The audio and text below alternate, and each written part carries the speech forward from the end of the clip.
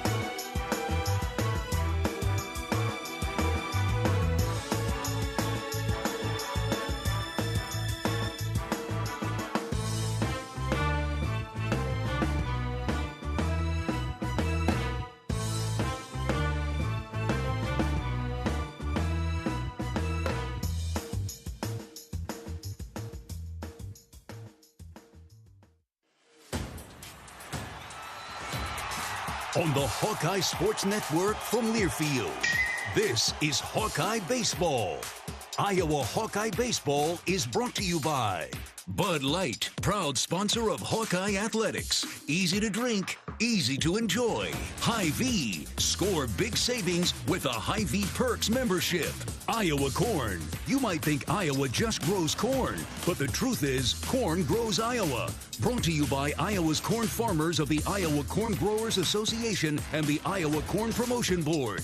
Also brought to you by Oak Knoll Retirement Community, Travel Leaders, Destinations Unlimited, the official travel partner of the Hawkeyes, and by University of Iowa Healthcare, changing medicine, changing lives. Hawkeye Baseball is on the air. From the 2025 Big Ten Tournament, it's time for Iowa Hawkeye Baseball. Live from Charles Schwab Field in Omaha, it's Game 2 of Iowa's run at the Big Ten Tournament as the Hawkeyes get set to take on the Indiana Hoosiers. Welcome to the broadcast booth alongside my fine color analyst, John Evans. I'm John Leo. Good evening. Nighttime baseball in Omaha. Iowa and Indiana are meeting for the fourth time this season. The Hawkeyes swept the Hoosiers at Banks in late April during one of Iowa's hottest stretches of its season. This meeting is a bit more strange, however, as its outcome has no bearing on the rest of the Big Ten tournament. Iowa has already won Pool C after beating Rutgers last night, and Indiana lost to Rutgers the day prior, effectively eliminating the Hoosiers from advancing in the Big Ten tournament. But as competitors know, there is always something to play for. Coach Heller has called this a program game. The Hawkeyes would benefit with a win, obviously, in their hunt for an at-large regional bid. And although its season is over after tonight, Indiana is still loaded with talent, and it'll empty the tank tonight against the Hawkeyes. A different type of field tonight, but once that first pitch flies, it'll be game on. It's the Hoosiers and the Hawkeyes, Indiana and Iowa, live from Charles Schwab Field in the 2025 Big Ten Baseball Tournament in Omaha, Nebraska. First pitch is scheduled to be right on time tonight, whatever that means to you, at about 9:02 tonight. This game was supposed to be played tomorrow afternoon. They see some rain forecasts and decided to move this game to tonight at 9 o'clock. So stay up with us tonight. Don't recommend drinking coffee or caffeine at this hour, but hopefully we have an exciting game to bring to you on the Hawkeye Radio Network as Iowa gets ready to battle Indiana once again in this 2025 season. Well, it was a gritty, nail-biting win yesterday for Iowa, clinching the pool with a 4-3 win over Rutgers to move on to Saturday's semifinal against UCLA. Let's relive some of the highlights. Large crowd of Iowa fans to our left, getting behind Obermueller. The 0-2, swing and a miss. He got him! And the Scarlet Knights strand the leadoff double. The pitch. Caleb hits on the ground and through into center field, past a diving Thompson. The Hawkeyes on the board first, 1-0. Caleb is clutch. Here it comes to D-Raj. Spinner hit to short. This will be double trouble. They're going to go to first instead, only to first. He didn't go to second. He retires Rogers. but Wolf touches home, and it's 2-0 Hawks. From the belt, delivers. Miles sends right back up the middle. It's off of Berglund to the shortstop. Picked up, thrown on the run to first. Not in time. Gable Mitchell scores. 4-0 Hawks. We'll do it again at 1-2. Obi's pitch. Strike 3 called. He struck him out. And a little bit of passion from Cade coming off the mound. Brant comes set. 2 balls, 2 strikes, 2 outs. The pitch. Swing and a miss. He struck him out. And the Hawkeyes are on to Saturday. 4-3 is our final. The Hawkeyes win Pool C. Iowa won 4-3 last night over Rutgers. The Hawkeyes with 4 runs, 10 hits, 1 error in the field. Rutgers with 3 runs, 9 hits. They committed 3 errors. Iowa led 4-0 into the 8th before the Scarlet Knights scored the last 3 runs. It made things interesting. They had the tying run at third base before that big strikeout from Brant Hogue to seal the deal for the black and gold. Cade Obermuller got the win, his 5th of the season. Cade was stellar. He twirled a gem, 7 innings, 4 hits. He struck out 10, walked only 1, throwing just over 100 pitches. Justin Hackett and Daniel Wright came out of the Iowa bullpen, weren't as sharp as they would have liked to have been, but turned it over to Brant Hogue, who got the final 3 outs of the contest, as Iowa put together a good enough offensive performance, especially early with constant traffic and pressure on Rutgers. The Hawkeyes scored 3 runs in the first, 1 in the 4th, and were able to hold on to beat the Scarlet Knights yesterday. 10 hits for Iowa last night, and they were all singles. No extra base hits for the Hawkeyes, as Iowa won 4-3, playing in front of a crowd of just about 2,500 in a game that took just over 3 hours. Looks like we'll start on time today. Iowa and Indiana coming up at about 9 o'clock. We'll be back to break down more from the Big Ten tournament and look at this matchup between Iowa and Indiana when we come back. This is Hawkeye Baseball from Learfield. If you or someone you know is having thoughts of suicide, experiencing a mental health or substance use crisis, or just need someone to listen, 988 provides a direct connection to free, confidential, and compassionate support. When you call, text, or chat 988, you'll be quickly connected to trained crisis counselors who will listen to your concerns, provide support, and connect you to additional resources if needed. There is hope. You are not alone. For 24/7 support, call or text 988 or chat 988lifeline.org. Whether you're traveling for business, pleasure, sports, or with one of our guided tours, our team of travel experts at Travel Leaders Destinations Unlimited will ensure you have a memorable, worry-free experience. Let our professional travel advisors with extensive travel experience and destination knowledge handle your every travel need. Family-owned and operated, Travel Leaders Destinations Unlimited has been serving the Hawkeye community for many years, receiving the Agency of Choice Awards several times. Make your travels easy with Travel Leaders Destinations Unlimited at duagency.com. Brown Deer Golf Club offers a pure golf experience. Manicured bent grass fairways with tees and greens carved into gracefully rolling landscape. Challenging, yet extremely playable. Improve your game with PGA instruction and our full-service pro shop. Treat yourself to Bunker's Bar and Grill for lunch or dinner. And our scenic Greenview Banquet Room is perfect for weddings or any special event. Brown Deer Golf Club, a stunning country club setting at affordable public rates. Hello, Iowa. Here's a promise. Wherever you are in this great state, University of Iowa Healthcare is here for you, even if you never walk through our doors. Educating, caring, leading research, sharing our expertise with all. Because we believe that UI Healthcare is here to make all of Iowa better. UI Healthcare, changing medicine, changing lives. Visit uihealthcare.org.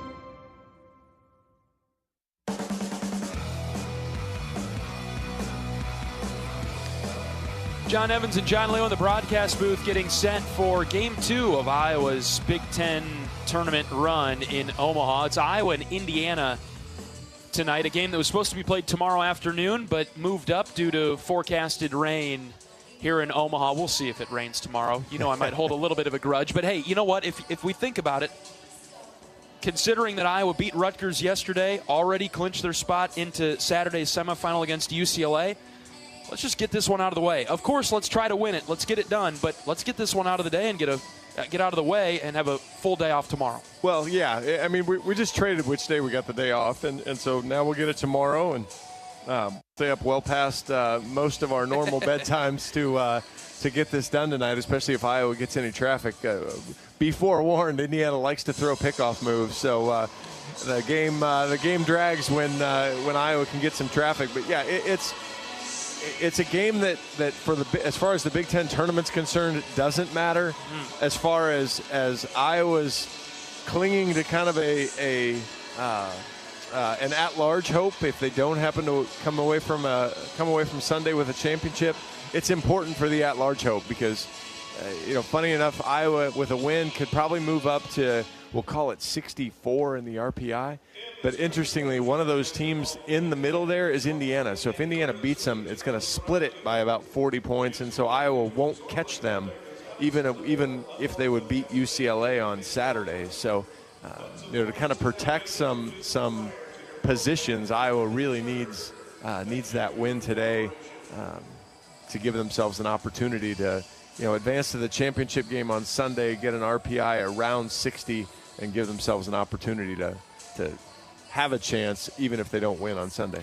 Well, we had kind of set this up, as yesterday being the game that mattered in the pool, which it did. It was the most important.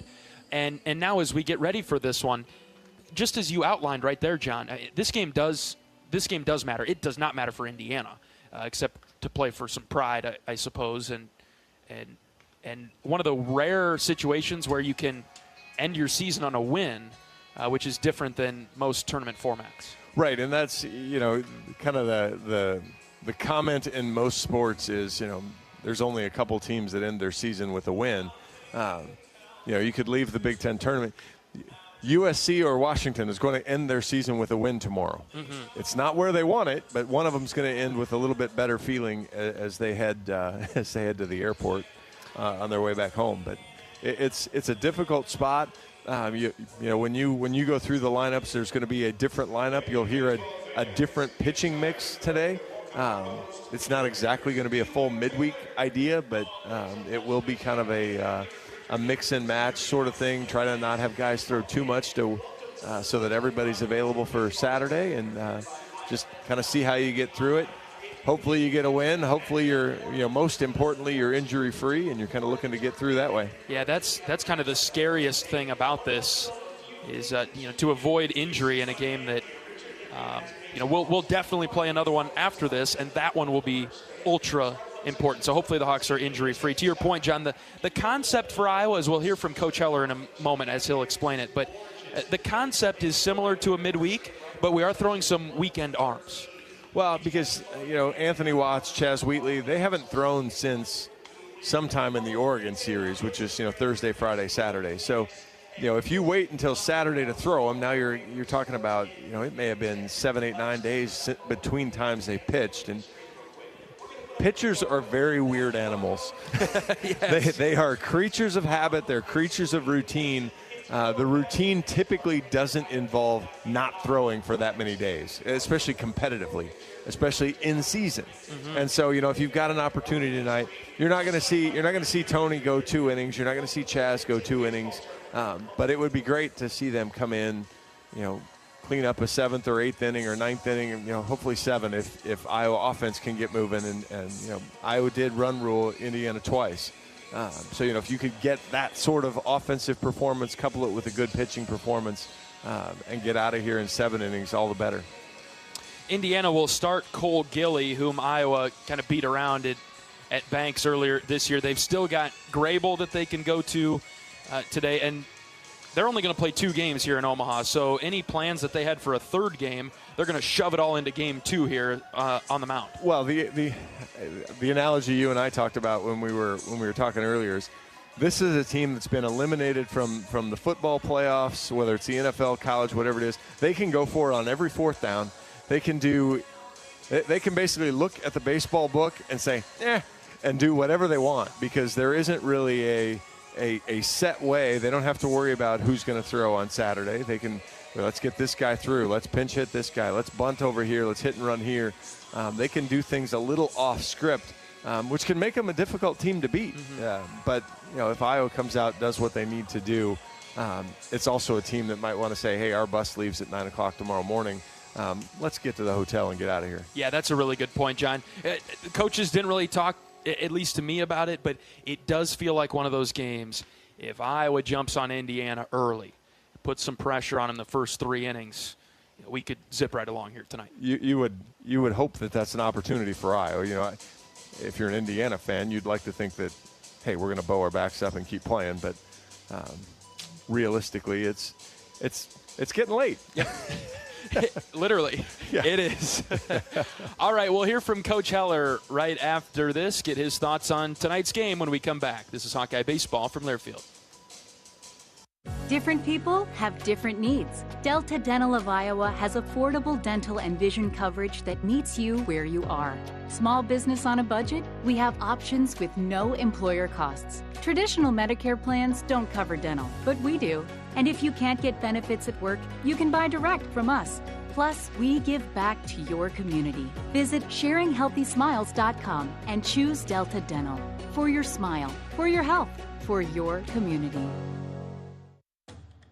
Iowa Hawkeyes women's basketball forward Hannah Stuelke teamed up with 22 and Vine at Riverside Casino and Golf Resort to bring you an exclusive creation, the Hamburger. This mouthwatering masterpiece features 2 delicious sausage and beef patties with crispy bacon jam, melted American cheese, and a perfectly fried egg, all nestled on a French toast caramelized brioche bun. Experience the Hamburger today, available only at 22 and Vine. It's a game changer.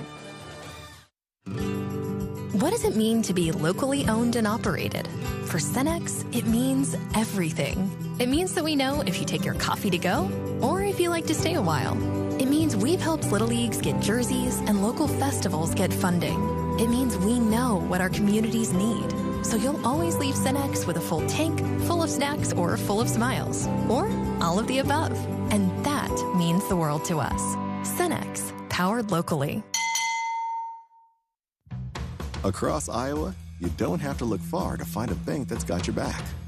From just around the corner to the next town over, hundreds of neighborhood banks are going the distance to ensure your future looks brighter than ever. By providing jobs, supporting local businesses, strengthening communities, and helping your dreams become reality. Here, the life you build is backed by Iowa banks. See how banks are making a difference near you at iowabankers.com.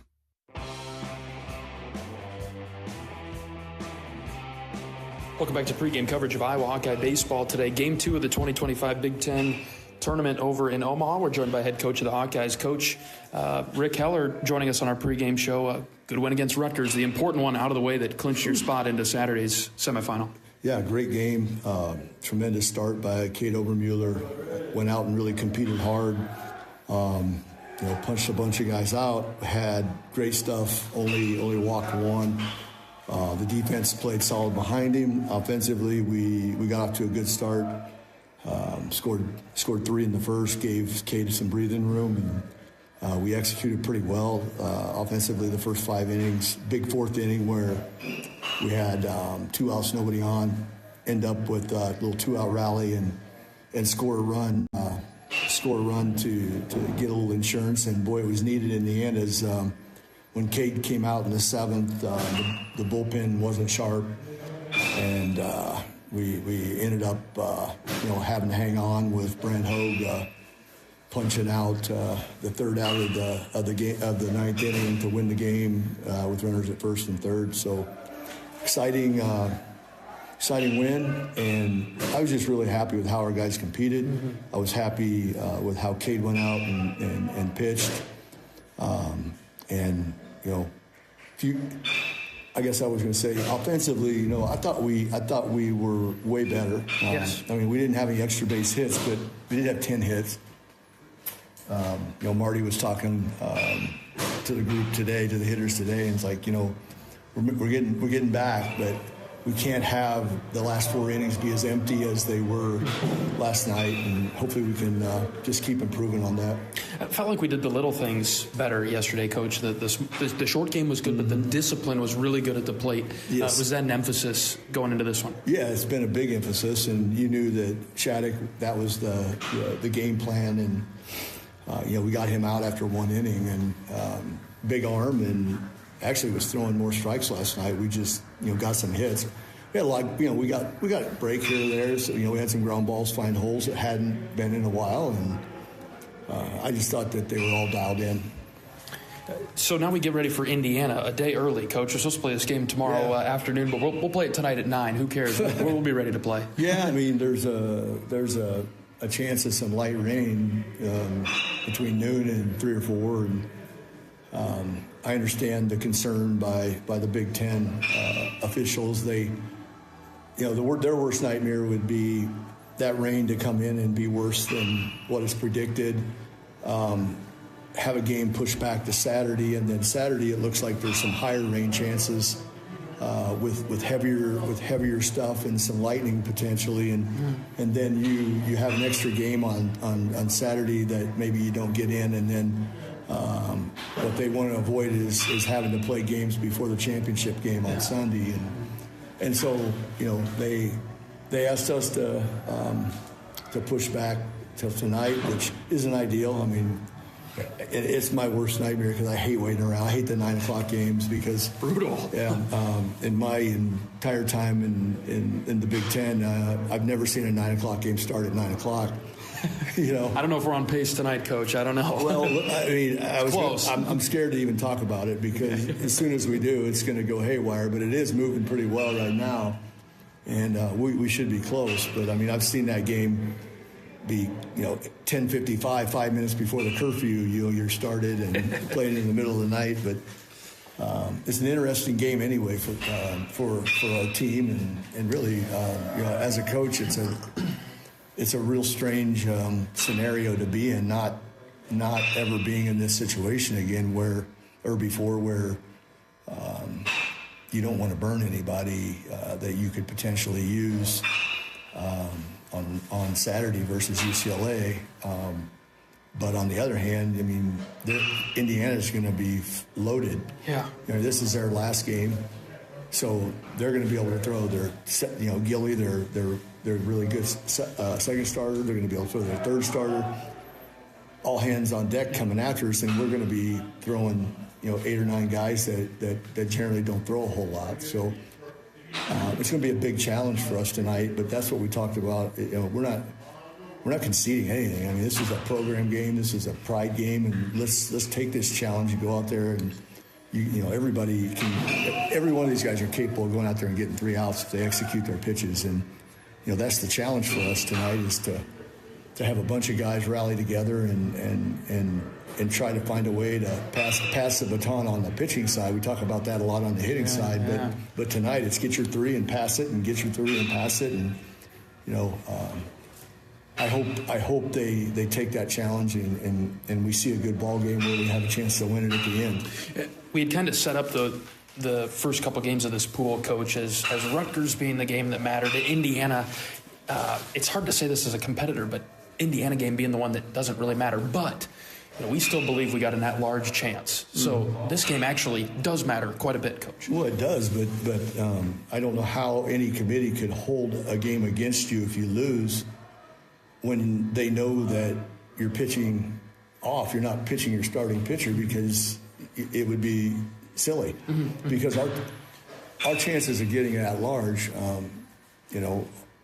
there's definitely a small chance, but you gotta beat UCLA. Mm-hmm. You got to get to Sunday. A win over UCLA, and then maybe we don't. Even if you didn't win the championship, finishing 3rd in this league. Seeing the 4th place team, USC, now out of it, Michigan's out of it, Indiana's out of it. We swept Michigan and swept Indiana during the regular season. Washington's out of it. I mean, how do you not take the 3rd place team in one of the top 4 baseball conferences in the entire country? And that's by a large margin over the 5th place. Mm-hmm. So in my eyes, this is going to be a good test for this new committee. Are they going to be willing to take the heat for putting a team like Iowa in the tournament when the RPI, if you're an RPI rat, that's all you think about, which is insane to me. It's just one of the criteria that it seems like a lot of a lot of the prognosticators that get into that think is the only thing that matters. It'll be interesting. I think it would be a big step for the league if that happens. But I do think that if we could find a way to win this game, doing it the way we're doing it without expending ourselves, but we would be complete idiots to not go all in to try to beat UCLA. Right. We're not going to not try to beat Indiana, but it's going to be with the guys that we throw in our midweek games. It sounds like we're going to start with Ben DeTay. He'll get the ball first in this game against Indiana. Yeah, we feel like that. Ben has done it before. Did a great job against Oregon State, and hopefully he can. Hopefully Ben's efficient tonight and can give us 2 innings and stay under 40 pitches. That would be the goal for Ben, and then Ben bounces back good and would be on the board for Saturday if we needed him, but definitely on the board for Sunday. Other pitchers we might see that we've seen on the weekends that might go for us today? Chaz Wheatley and Anthony Watts both feel like they want to throw an inning and still be ready to go on Saturday.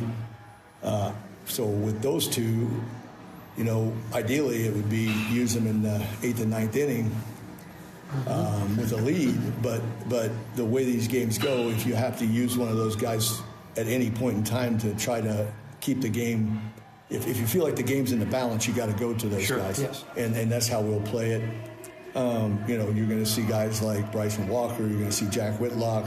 You're going to see Tyler Guerin. You can see any of them. I think, everybody that's on the board tonight, Sam Hart, Will Pearson, Jaron Bleeker, every single one of those guys have a very good chance of getting an appearance. And those will be important pieces, Coach. They can really help the team out if they come in and, like you said earlier in the interview, just get their 3 outs. Just get your 3 outs and no drama, and make them hit it. And if they hit it, great, tip your hat. Offensively, Coach, not much should change for the offensive guys. The position players go out and get another round of reps in before the game against UCLA. Yeah, Gilly's he's a tough one. We did a great job against him at home. Yes. And he's throwing a few more strikes, especially with his fastball, than he was back then. Indiana, after our series, went on a really nice run and has been playing a lot better baseball. As you well know, they have good arms. I mean, I was really impressed with their arms. And Gilly's one of the better ones, so we're going to, it's going to be a good challenge for us. We're going to change some things up. We've got a few guys that are scuffling a little bit offensively, and we're going to give Dan Rogers a break tonight and catch Reese Moore. I think Dan's, I just think he needs a break and get him ready to go and have a good game against UCLA. But Dan could come in the game, Dan could come in late in the game if need be and finish it off if we have a lead. Ben Swales is going to play second. Caleb Wolf's going to play first. And then Mitch Wood's going to DH. Okay. And then Jackson Beam is going to play left field. All right, Coach. Sounds like a winning lineup to me. Good luck against the Hoosiers tonight. Thanks, Sean. Head coach of the Hawkeyes, Rick Heller, on our pregame show from Charles Schwab Field in Omaha. We'll get you starting lineups in first pitch. Iowa and Indiana tonight under the lights in Omaha. We're back after this for the 2025 Big Ten Baseball Tournament. This is Hawkeye Baseball from Learfield. Hi, I'm Gary Dolphin, and if you want your home to be exceptionally comfortable during these cold Iowa winters and hot, humid summers, you need to turn to Dave Lennox and your local Lennox home comfort specialist. Lennox has been serving Iowa consumers since 1895, when Dave Lennox built his first furnace in Marshalltown, and Lennox is still building its high-efficiency furnaces and air conditioners there today. For the best home comfort system you can buy, it's Lennox and your local Lennox dealer. Lennox and the Hawkeyes. Now there's a winning combination. American Equity salutes today's hero of the game as a proud sponsor of the ongoing recognition of our military during Hawkeye games this season. Please join American Equity in thanking all who have served our country. American Equity is more than just retirement savings and income products. They are committed to providing you best-in-class service and high-quality retirement income that helps deliver the independence to dream and reach your goals. To learn more about American Equity, please visit their website at american-equity.com.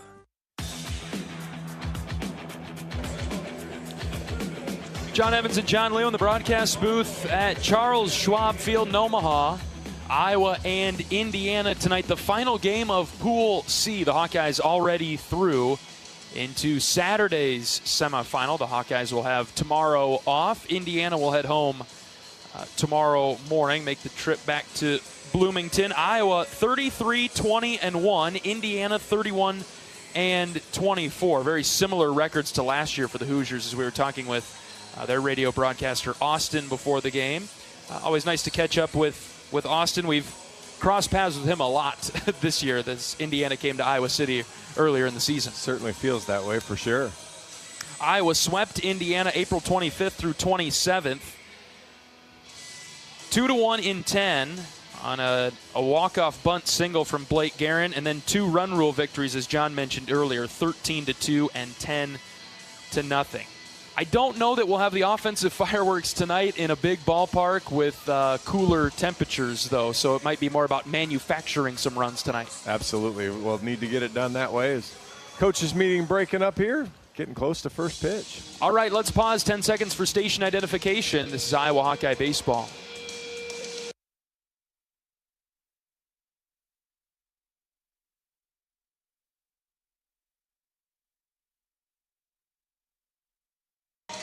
The Hawkeyes have taken the field. We'll get you starting lineups and first pitch when we come back. This is Hawkeye Baseball from Learfield.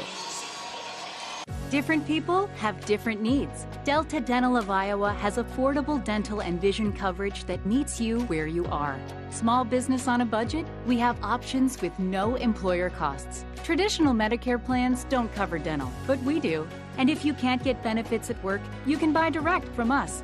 Plus, we give back to your community. Visit sharinghealthysmiles.com and choose Delta Dental. For your smile, for your health, for your community. Iowa Hawkeyes women's basketball forward Hannah Stuelke teamed up with 22 and Vine at Riverside Casino and Golf Resort to bring you an exclusive creation, the Hamburger. This mouthwatering masterpiece features 2 delicious sausage and beef patties with crispy bacon jam, melted American cheese, and a perfectly fried egg, all nestled on a French toast caramelized brioche bun. Experience the Hamburger today, available only at 22 and Vine. It's a game changer.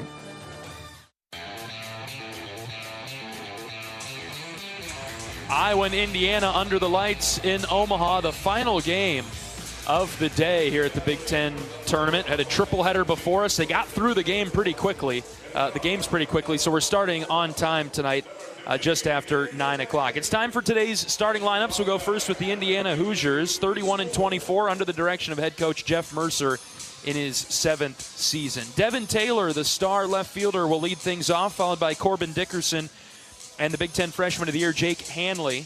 Hogan Denny, Cooper Malamazian, and Jake Stadler will make up the middle of the order for the Hoosiers. Tyler Cerny, Andrew Wiggins, and Jason Oliver bat 7, 8, 9 for IU. Defensively for Iowa, a few changes. On the infield left to right, Jackson Frost at third, Gable Mitchell at short. Ben Swales will start at second. Caleb Wolf is the starting first baseman today. Left to right in the outfield, Jackson Beeman, Miles Risley, and Kellen Strohmeyer. Today's starting catcher is Reese Moore. And the left-handed redshirt senior from Clive, Ben Dete, will start tonight's game for Iowa. 21 appearances, including 2 starts. He's 0-4 with a 4.41 ERA. 32 and 2/3 innings, 27 hits, 17 runs, 16 of those earned. 21 walks, 47 strikeouts, opponents hitting just .233. In his 2 starts, he's been pretty good. He went 4 innings, gave up a couple runs against St. Thomas, threw 5 no-hit innings against Oregon State. Iowa couldn't hold the lead, though. That was the tie game. Ben deals a strike to Devin Taylor. We're underway just after 9 o'clock. Taylor, a left-handed hitter for IU, takes downstairs 1-1. Coach Heller views Ben as a capable starter in this spot, and he mentioned maybe 2 or 3 innings would be the best-case scenario from Ben tonight. 1-1 pitch in the dirt again. 2 balls and a strike on Taylor. Yeah, you want to give Ben an opportunity to throw Saturday, so you're probably looking at 30, 40, 50 pitches, absolute max here today. So if you can get him through 2, get him through 3, if he gets in the zone and he's efficient. 2-1, just outside. That's ball 3. Danny Jimenez, the home plate umpire. Ramon Armendariz at first. Travis Reiniger out at second. Greg Harmon over at third. 3-1 to Taylor is downstairs. Leadoff walk. So Dete with the first pitch strike and then couldn't find the zone after that. Taylor walks and Corbin Dickerson comes up. The last two fastballs were just off. The ball outside missed just barely, and that one was a couple balls low. But see if Ben can sharpen up here. Taylor's really the one super speed threat on the Hoosiers. Double-digit stolen bases with 12. First pitch to Corbin Dickerson is high for ball one. Heard Coach Heller right away in the pregame interview. Throw strikes. They hit it. They hit it. 1-0 from Dete. He dropped that in for a strike. There it is, 1-1. Yeah, this is a big ballpark during the day. It is a really big ballpark at night, especially a little cooler like it is tonight again. No wind to speak of at all. None. Totally calm. Here's Dete's 1-1. Dickerson swings over the top, 1-2. I hate to even say it, but the temperatures, the feel, kind of like Washington. Little crisp, little cool, light air. 1 ball and 2 strikes. Dete will throw it over to first. Taylor is back. Which was not a score fest. No, it was not. But that's why free bases will be kind of at a premium as well. That's right. Manufacture runs, do some different things. 1-2 on Dickerson, the center fielder for Indiana, right-handed hitter. Dete will throw it over to first again. Dickerson batting .318. Leads the team with 19 home runs. He has 14 doubles, which is tied for second in the Hoosier lineup. Ball and 2 strikes. Pitch from Dete. Swing and a miss. He sets down Dickerson with the good old Ben changeup special. Absolutely. Good pitch on the outer part of the plate. Dickerson kind of in a bit of a rut right now. And Ben able to take advantage of that. Listening to Indiana's radio broadcast from a couple days ago, Dickerson, we'd have to look it up to be entirely accurate, but I think something like 0 for his last 20. Here's a ground ball to third. Frost scoops it to Mitchell, who's covering at second, over to first. Double play. How about that? Well, that gets you more efficient and on track as Dete gets the ground ball to the shift, and the Hawks are out of the first inning.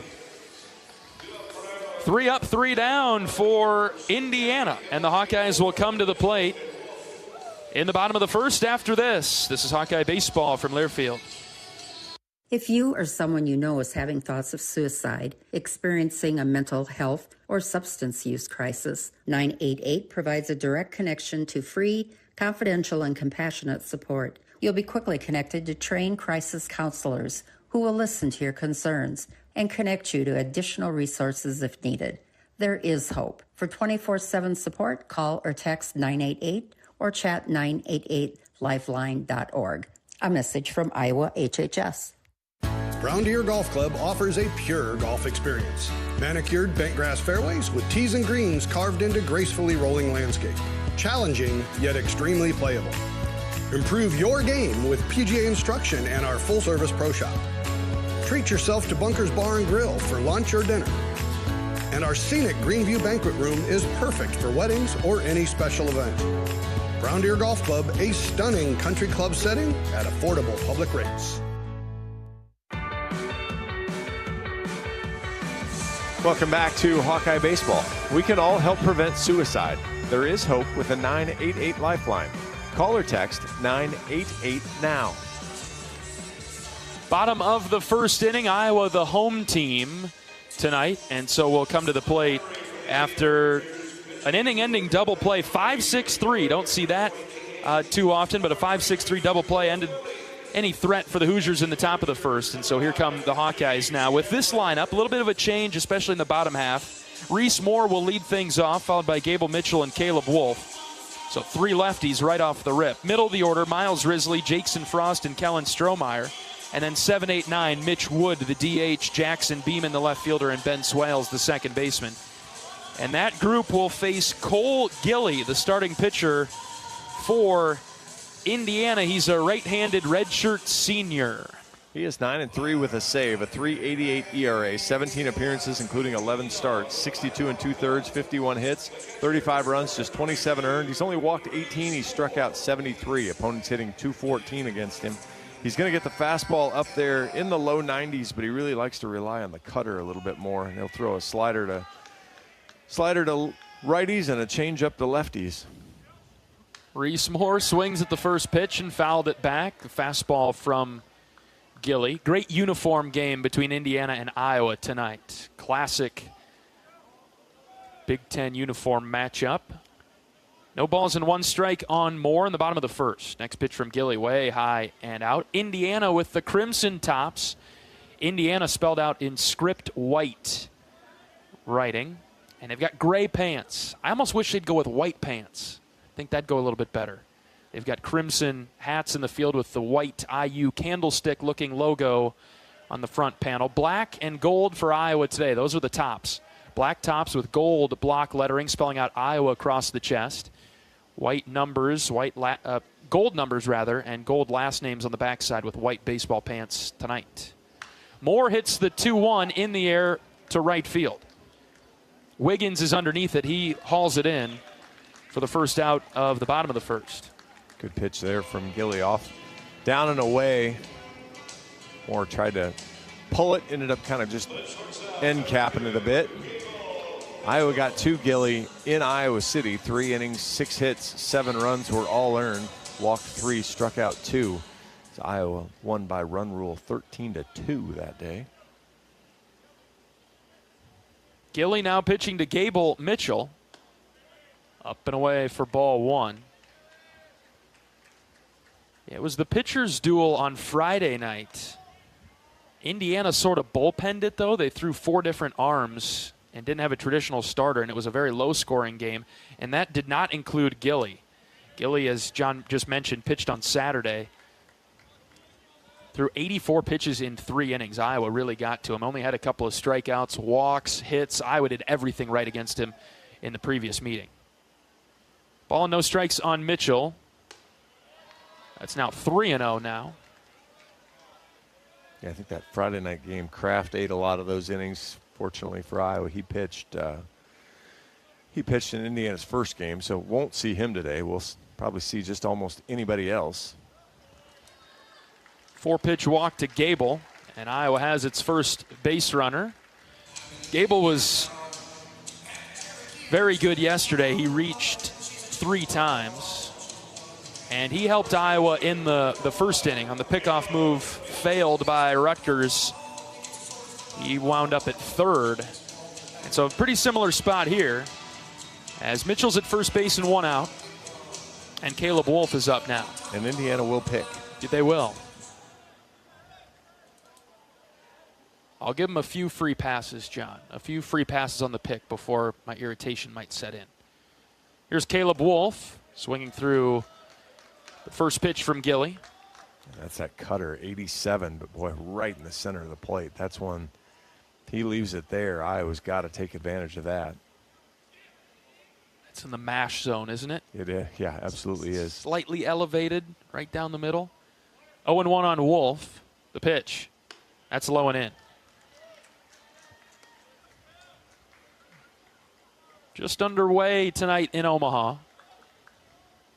No score quite yet. Iowa has its first base runner. It's Gable Mitchell at first base. There's 1 out. Gable has a pretty good lead. The 1-1 to Wolf is lined into right field for a base hit. Wiggins hustling over. Gable's around second, headed for third. He will get there easily as Wolf shoots a liner into right center. Runners at the corner of the Hawks and just 1 out. So he swings through the pitch right in the middle of the plate, and then gets a pitch down and in, probably a little off the plate, and he sends it 1-0-1 over the second baseman's head. Good for Caleb. Just reading the graphic on him on the scoreboard, the 16th toughest to strike out in the country. Wow. I can see that. We can see that, can't absolutely, and comes through there with a good line single, and Iowa with runners on the corners here in the first. Have you asked Wolfie if he golfs, John? That's up your alley, right? That's got the right swing shape to it. Yeah. Good path right through the bottom of the zone. Runners at first and third and 1 out. Here's Miles Risley. Early pressure from Iowa. First pitch to Risley. Downstairs, ball 1. if you remember in Iowa City, the wind was blowing in those first 2 days. Part of what the 2-1 game was. Devin Taylor was basically playing a deep shortstop. That's right. He's a little deeper today, but not quite. They still play shallow. Gilly set, and he pitches the 1-0. Risley takes up and in for a strike. Good spot from the right-handed hurler from Indiana. We'll see what Iowa elects to do here. Risley swing away, pretty good with the bat, and good speed and heads-up base running at third. Maybe the Hawkeyes think about bunting, but we'll see. Here's Risley bunting it foul down the first baseline. So we were teeing it up there, but it was a pretty good pitch from Gilly. Well, yeah, up in the zone, but if you've got your bat up high, it's a pretty easy pitch. He kind of panicked at it, and he flinched and punched it toward first. Now you assume that the bunt is off. 1 ball, 2 strikes with 1 out. First and third for Iowa, bottom of the first. Next pitch to Risley. Fouled it back. Good cut.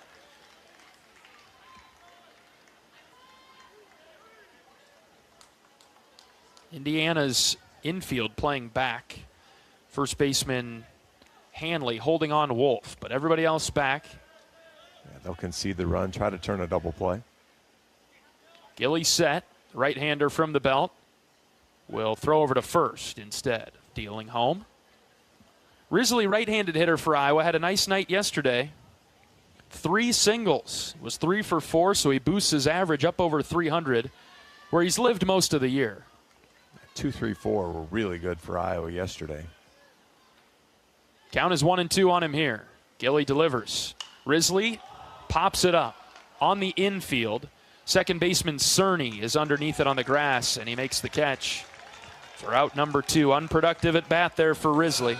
Yeah, that's what Iowa was really good at, especially in the first inning yesterday, was less than 2 outs and a runner on third and made sure they got him in. That's an unproductive out there where, fly ball, get the bunt down like you try to set it down, and any number of opportunities there.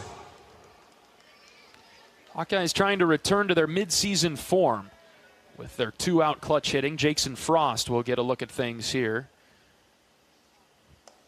Breaking ball in for strike 1.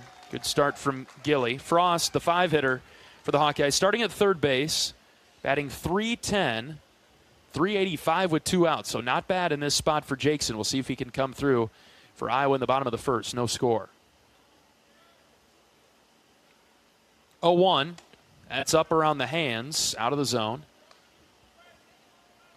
Normally you'd think, okay, pretty good running up a pitch count here, but pitch count for Indiana just does not matter today. They've got their whole bullpen available, minus a couple of an arm or 2 that threw the other day, but otherwise anybody and everybody.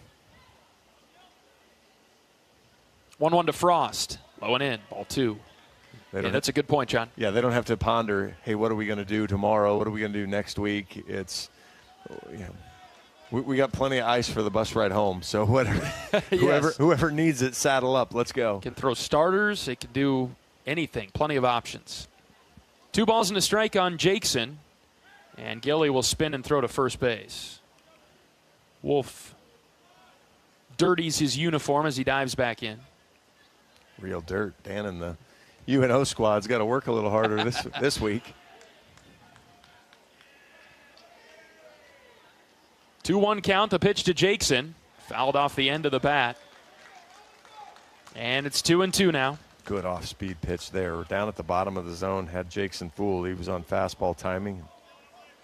Swung right over the top of the curveball. Might have actually been the changeup instead. Certainly off speed, and Jackson was way out in front. Now the count is 2-2 with 2 outs. Wolfie takes off. The pitch is high. They will not throw to second. Caleb will slow down before getting to the bag, trying to coax a throw, but he's not going to get one. And so it'll be 3-2 with 2 runners in scoring position, 2 outs in a very lengthy first inning. Yeah, they really gave the base there. I thought they'd at least fake a throw down, but middle infielders didn't even move. Gilly from the stretch brings home the 3-2 to Frost. Jackson takes just outside, ball 4, and they'll be loaded up for Kellen Strohmeyer. That was a great pitch and an exceptional take there from Jackson Frost as that ball just off the outer edge of the plate. In a neutral approach, that was well done by you, John, to give credit to both sides. If Ben DeTay throws that pitch, I'm not too happy we don't get the call. It was off, but boy, it is tight. Bases loaded for Kellen Strohmeyer. Left-handed hitter. Big spot here for Kellen. First one on its way. Way outside, ball one. Boy, we take till we get a strike here, don't you think? He can't. Yeah, I would. Yeah. I'd at least make the window very narrow. Kellen came up big in the first inning yesterday. Great bunt single. Ball and no strikes. Pitch to Strohmeyer. Swing and a miss over the top of the cutter from Gilly. Strohmeyer, the starting right fielder for Iowa tonight, batting .298. He's .389 with 2 outs. Does not have a hit with the bases loaded this season. Here's the 1-1. Kellen lines right to Hanley at first, who makes the catch. Iowa leaves him loaded in the first. We'll go to the second. No score between Indiana and Iowa. This is Hawkeye Baseball from Learfield. American Equity salutes today's hero of the game. As a proud sponsor of the ongoing recognition of our military during Hawkeye games this season, please join American Equity in thanking all who have served our country. American Equity is more than just retirement savings and income products. They are committed to providing you best-in-class service and high-quality retirement income that helps deliver the independence to dream and reach your goals. To learn more about American Equity, please visit their website at american-equity.com. Leaders know there's no guide to greatness. When everyone else says something can't be done, they know it only hasn't been done yet. True leaders weather the fiercest storms and look deep within themselves to rise above and help others find their way forward. At Great Southern Bank, we're proud to partner with visionaries that help raise the tide for all of us. And when you're ready to bring your vision to life, we'll be right behind you with award-winning support.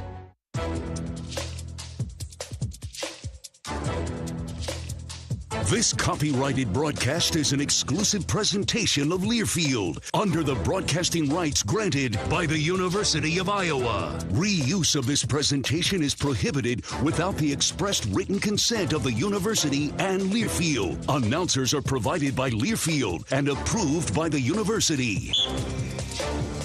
Hawkeye Baseball is brought to you by Riverside Casino and Golf Resort. Stop by today for a relaxing massage at the spa, fine dining at Ruthie's Steak and Seafood, and so much more. Visit Riverside Casino and Golf Resort today, located minutes south of Iowa City. Pretty long first inning and no score between Indiana and Iowa.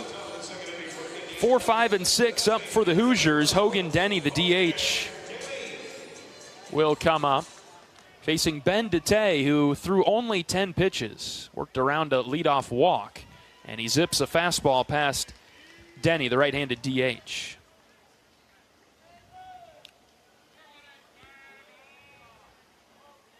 Oh, 1 from Ben, tapped foul, straight over Moore's head. Denny, a freshman, batting .289, 11 doubles, 6 home runs. That's right. There are spots where Indiana is really young, aren't they? They play a lot of young guys. They have 3 freshmen in the lineup tonight. They started 5 in Iowa City, right? Yes. Yep. So they're getting older. Next pitch is laced foul down the left field line and into the seats. Not many fans here, but a pretty good group of Iowa fans over to the left behind the Hawkeye dugout. 1 ball and 2 strikes on Denny. DeTay deals, and this is shot the other way, foul to the right. Yeah, with the game time change, this feels like a friends and family game. It does. I think if we get loud enough, John, they'd be able to hear us down there in the seats. That's why I went neutral.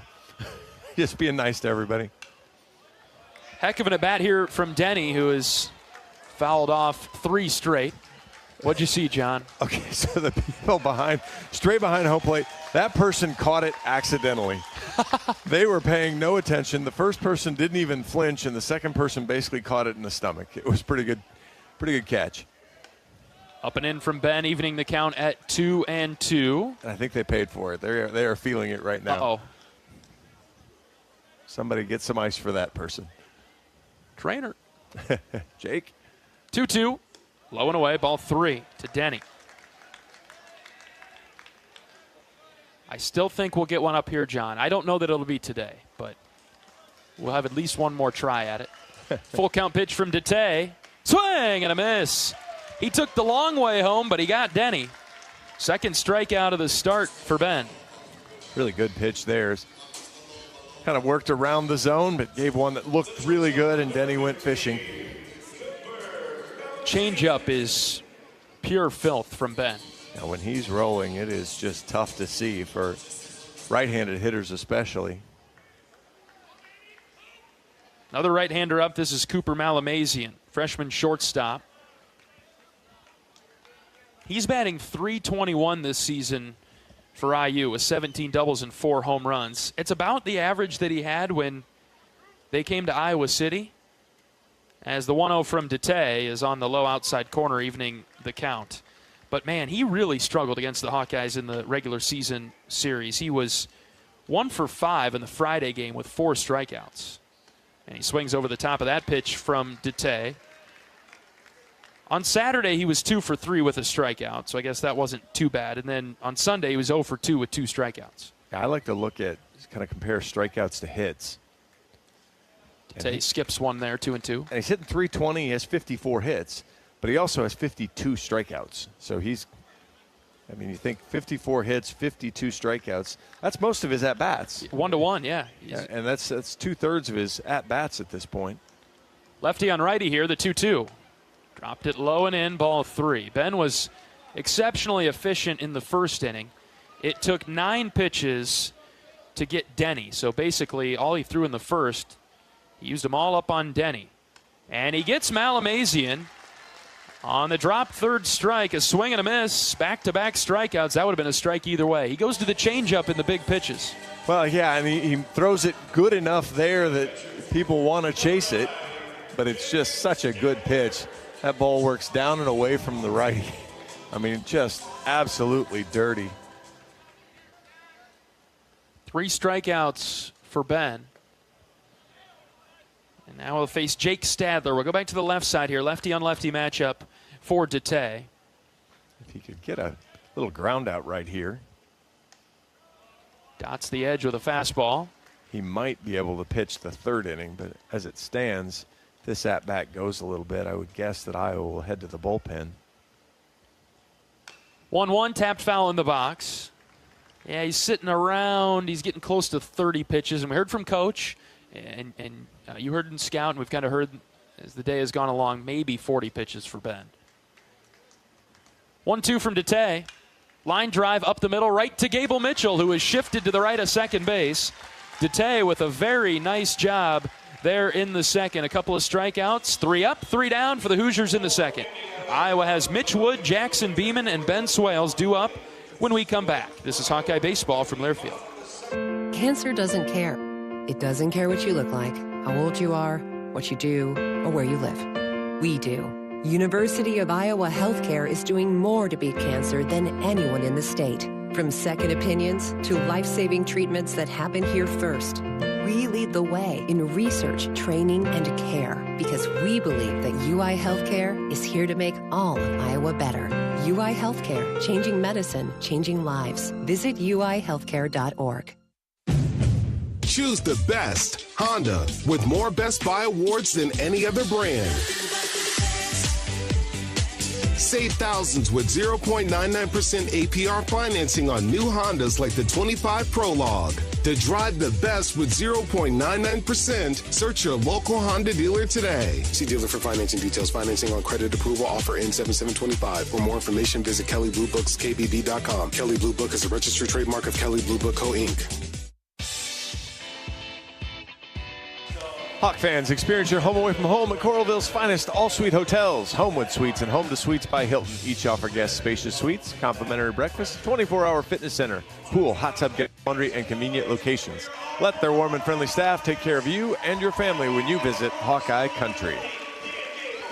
Dan Gable just featured in stadium on the big screen, giving a quick speech to the Hawkeyes as Iowa will be advancing through to the semifinal on Saturday, competing for a Big Ten championship. They're one of the Final Four. So when we do the math, Iowa finished third in the Big Ten regular season and will finish in the top 4 here of the tournament. Well, at worst, they'll finish tied for third in the Big Ten tournament as well, since we don't know. John Bonenkamp loves he's the advocate for the third place game still in the NCAA tournament. They don't play one here either, so. It doesn't surprise me at all that John would like that, though. Here's Mitch Wood, the DH for Iowa tonight. Woody trying to hit a foul ball to us. Sent one just a few booths to our left. Mitch making his 5th start. Right-handed hitter. The 0-1. Swing and a miss. Good off speed from Gilly. No score between Indiana and Iowa, bottom of the second. Yeah, this is the more unique part of the Iowa lineup. Guys that maybe haven't seen as many live pitches from opposing teams. 0-2 is down and away. And really what you want to see is just a quality at bat. Mm-hmm. You know, even makeouts. You heard Coach Sutherland tell you yesterday. Now you preach process all year. Now's results. Wood fouls it back, staying alive. But today is a little different still. And for these guys that haven't played every day or haven't played as much as they want to play, it's about going through the process, doing the right thing. Don't press, just get it done. Ball and 2 strikes with nobody out, bases empty. The pitch to Mitch Wood. Wood hits high to left. That's not even going to make it out of the infield, actually. Malamazian on the grass in shallow left makes the catch as Wood skies out. High to short.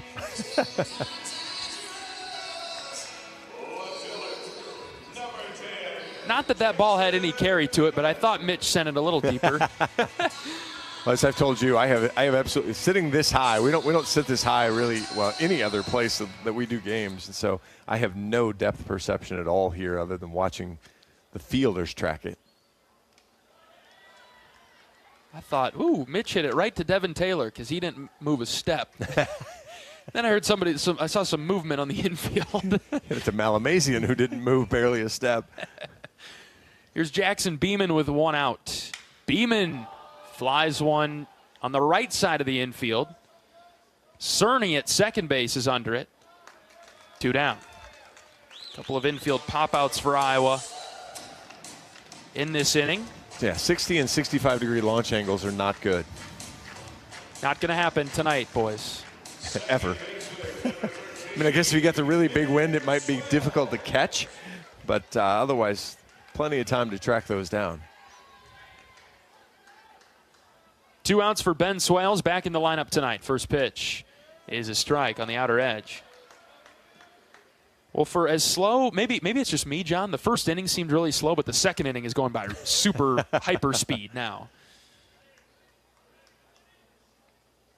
0-1 skipped on the plate.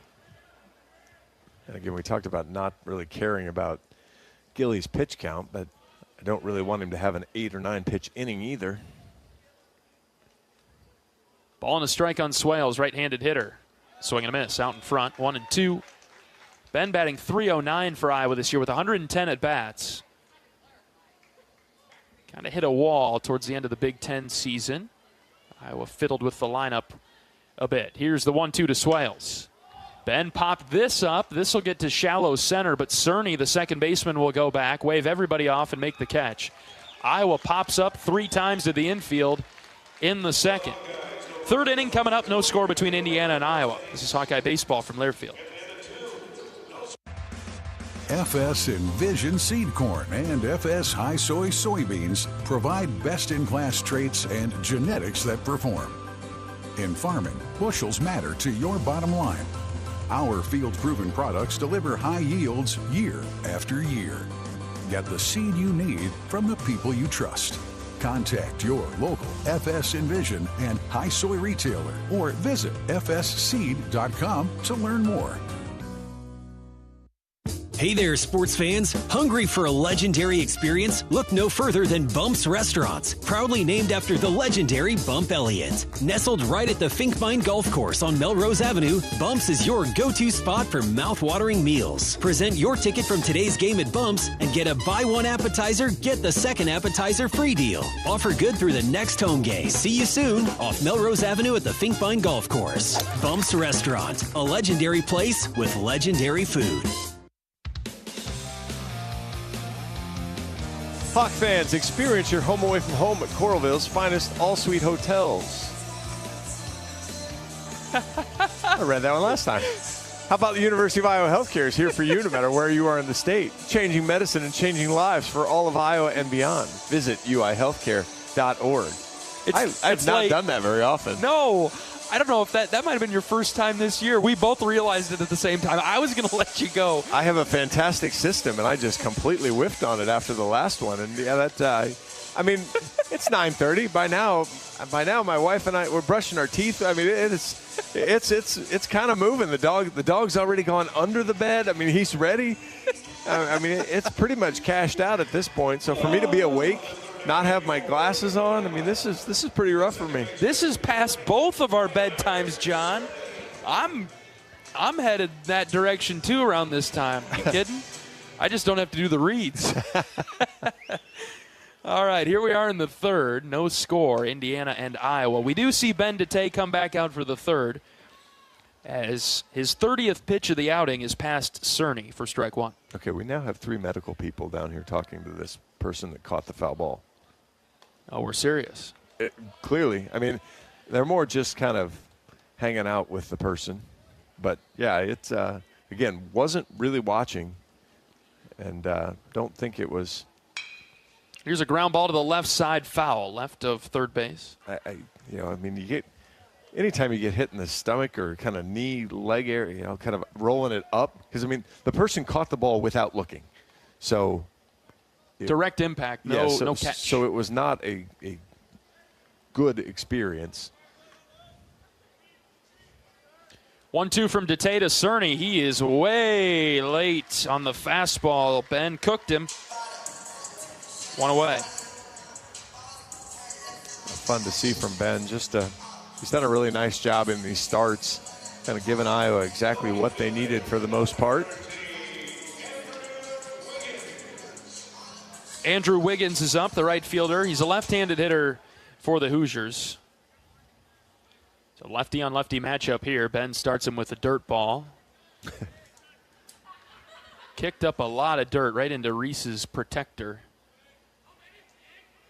Counts 1-0. Pitch from DeTay. Spinner hit foul towards Frost at third. Jackson in on the grass a little bit. Wiggins with some speed, maybe thinking he might bunt. Now Jackson backs up even with the bag. One out in the Indiana third. Change up downstairs from DeTay. 2 balls and a strike. Yeah, Wiggins is on the Hawkeye scouting report. He's green, willing to bunt and a runner. Inside for ball 3 on the fastball. This is the 8-hitter for the Hoosiers. Jason Oliver, the bottom of the order, is on deck. 1 base runner tonight for Indiana. A leadoff walk to Devin Taylor. We'd rather see Taylor lead off the 4th than with any base runners in the 3rd. Full count on Wiggins. DeTay ready, and the pitch. High and away, ball 4. Just missed. Wiggins laid off. Second walk of the night from DeTay, and he'll face the 9-hitter Oliver with 1 away and a runner at first. Interesting to see if maybe they use Oliver to bunt here to give Taylor a better chance to drive in a run.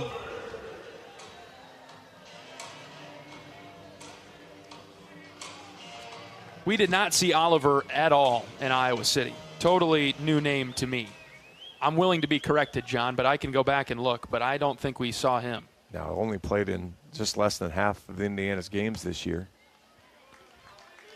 And I don't believe any of those were in Iowa City. He deals outside. Oliver's a right-handed hitter batting 171. 17 strikeouts and 76 at-bats. He has drawn 14 walks, though.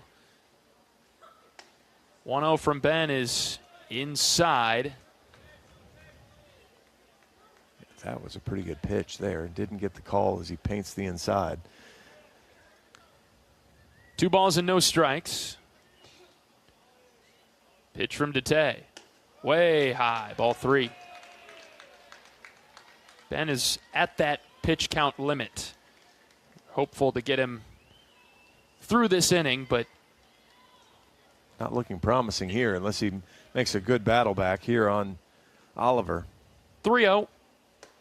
Inside corner, strike 1. Iowa has 2 arms that are throwing in the bullpen, but I don't know if I've seen anybody go from the mound yet, which is a little bit surprising. They got to be warm already, you would think.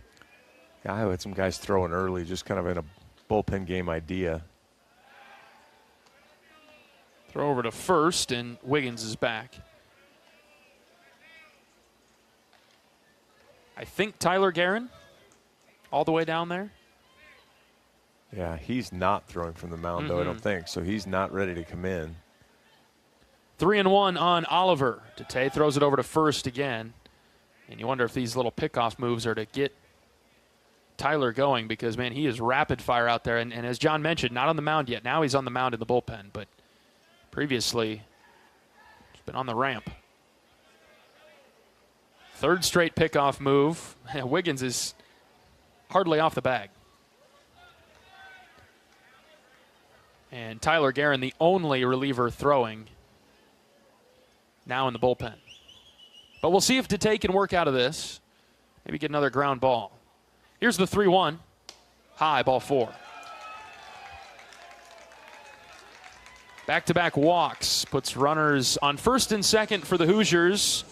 And Devin Taylor coming up with just 1 out. And that'll draw Coach Kenny out of the Iowa dugout. Slowly. So they're still letting Tyler throw. Yeah.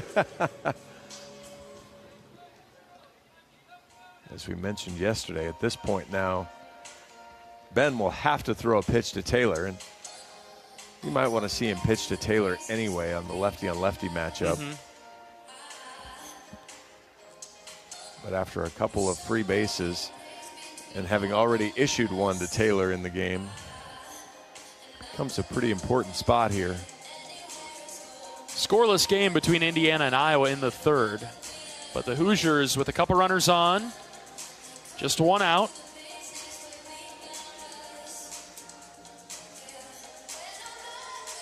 I think no matter what, this is Date's last batter. I would agree with that.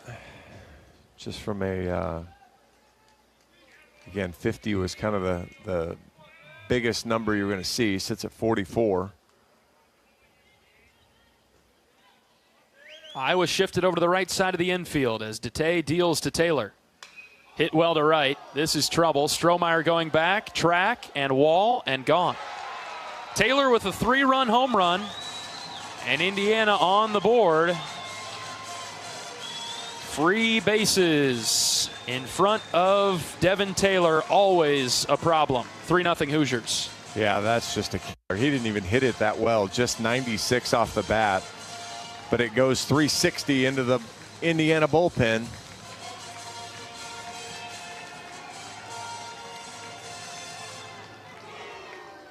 You almost could feel that coming. Yeah, and that'll bring Coach Heller out. In that spot, I understand you can't afford to walk him, but you just got to locate better. You can't leave a pitch to Devin Taylor in the center of the plate after you've walked a guy, because he's looking center, and he got one and didn't make a very big mistake. Pitching change now for Iowa. 3-0 Hoosiers in the 3rd. We'll introduce the new Iowa pitcher when we come back after this pitching change break. This is Hawkeye Baseball from Learfield. I'm Wyatt Black, defensive line, Iowa. On the field, I take on double teams, stop the run, and sack the quarterback. Sullivan now runs for his life, and he's obliterated by Y.A. Black. Here's the snap, the spot. Yes, and it's blocked. It. Kick is down to the line of scrimmage. Don't touch the ball. Hawks get it back. Y.A. Black, that man, what a momentum shift there. Off the field, I help my body's defense by choosing vaccines that are right for me. Ask your doctor or healthcare provider which vaccines are right for you. A message from Iowa HHS. Not all internet is created equal. It's a lot like choosing a quarterback. Technically, you could sign up any new rookie provider on the block, but the success of every device in your home depends on it. Will they perform in the clutch, or will they buffer under pressure? Extreme provides the speed you need with a 100% gigabit technology network and amplified Wi-Fi. And unlike signing a quarterback, Extreme Internet requires no contracts. There's only one pick to lead your team. It's Extreme, powered by Mediacom. In Iowa, we grow corn, but the truth is, corn grows Iowa. That includes the fuel in our vehicles. So when you fill up, pump it up with unleaded 88 and support Iowa's corn farmers. Indiana 3, Iowa nothing in the third. The Hawkeyes go to the bullpen and bring in Tyler Guerin. Tyler, a right-handed freshman from Shoreview, Minnesota, standing at 6'6". 13 pitching appearances on the year. He's 0-1. Couple starts. He does have a save, a 6.19 ERA in 16 innings. He's given up 11 hits, 12 runs, 11 of those are earned. He's given up 3 home runs, walked 12, so some control issues from time to time, along with 7 hit batters, 25 strikeouts. See if he can get the ship righted here. I was just thinking moments before things fell apart there a little bit for Ben Dete. He was really carving up Indiana, and their dugout seemed really flat. And now they've got a little bit of spark, a little bit of energy after the 3-run home run from Devin Taylor. Well, yeah, and again, we talked about it early that this felt like a night with the ball not carrying and all those sorts of things, that free bases were going to hurt. I thought it would be after a free base and a couple singles, not a couple free bases and then a 3-run home run to one of the best hitters in the league. So Indiana leads it 3-0 on their first hit of the game. Here's Corbin Dickerson facing off against Guerin. Inside, 2 balls and no strikes. Dickerson struck out back in the first. Guerin winds and fires the 2-0. That's over for strike 1. 95 miles an hour from Tyler on the outer edge.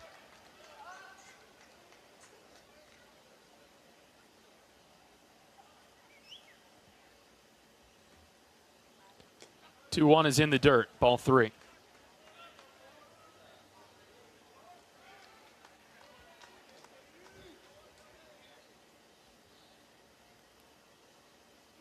See if Tyler can get back in the zone on Dickerson here. The 3-1. High and out. Ball 4.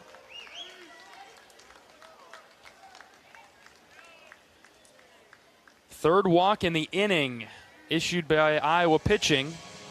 And Jake Hanley comes up.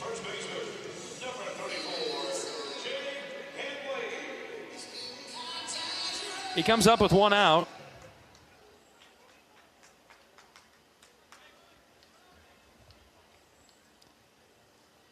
And Indiana staked to a 3-0 lead in the third. Hanley grounded into a 5-6-3 double play to end the first. Iowa has the same shift on for him here with Jakes and Frost playing in between short and third. Mitchell, Iowa's shortstop, playing pretty much right behind second base, maybe a little bit over to the right. 1 out for Hanley. Fouls off pitch number 1. Iowa will have the top of its order due up in the bottom of the third.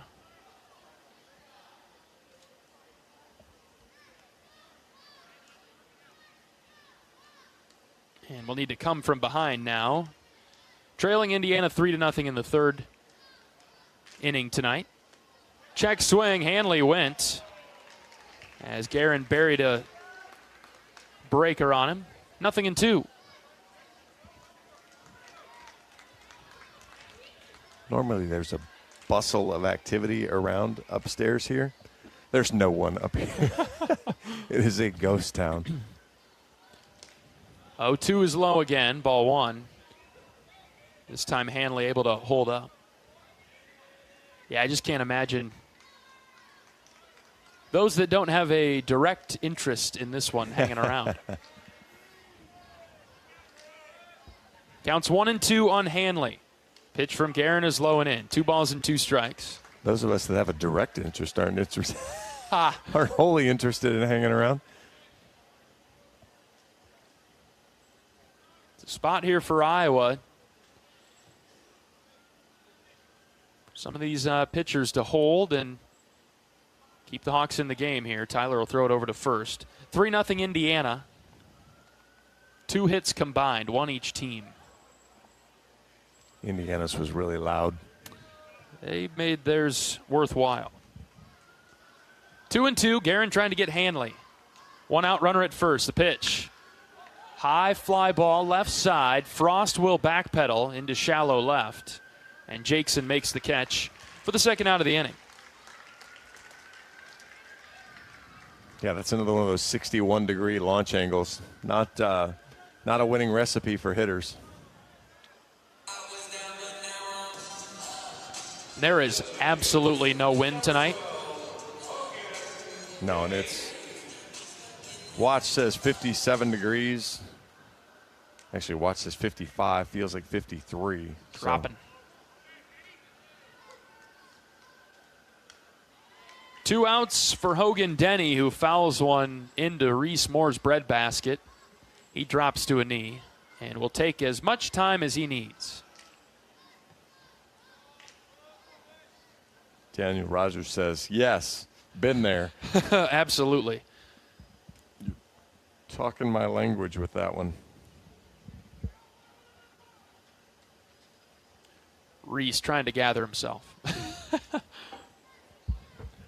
Umpire dusts off the plate, kicks dirt on the plate, dusts it off again. Grabs the baseball from Reese. That had embedded itself in Reese. Analyzes it, and then gets rid of it. I mean, again, I think it's written. A fun game. I think it's written in umpires' contracts somewhere along the way, but it's a pretty good move for him. Guerin pitching to Hogan Denny, struck out earlier today. A 1 pitch, low and away.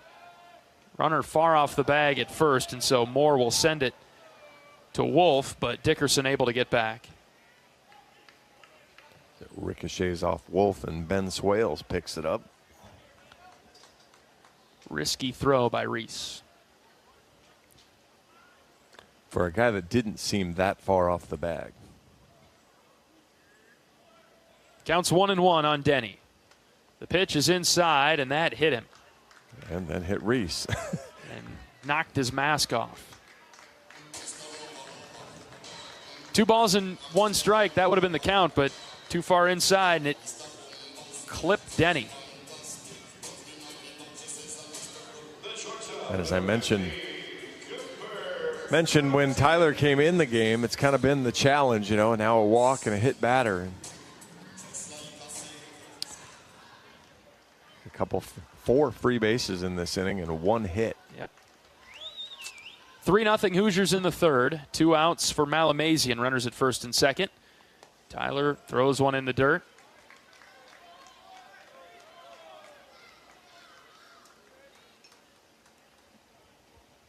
There is nobody throwing in Iowa's bullpen.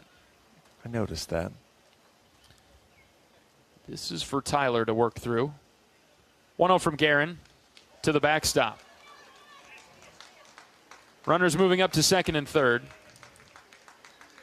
Tyler just hasn't had any command of the off-speed pitch.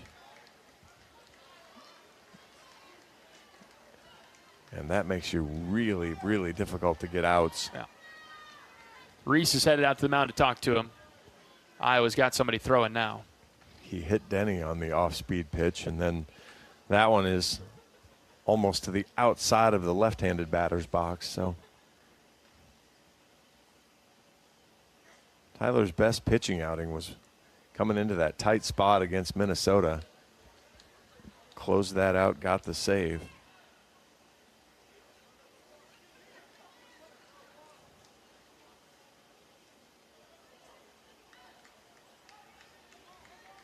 2 balls and no strikes.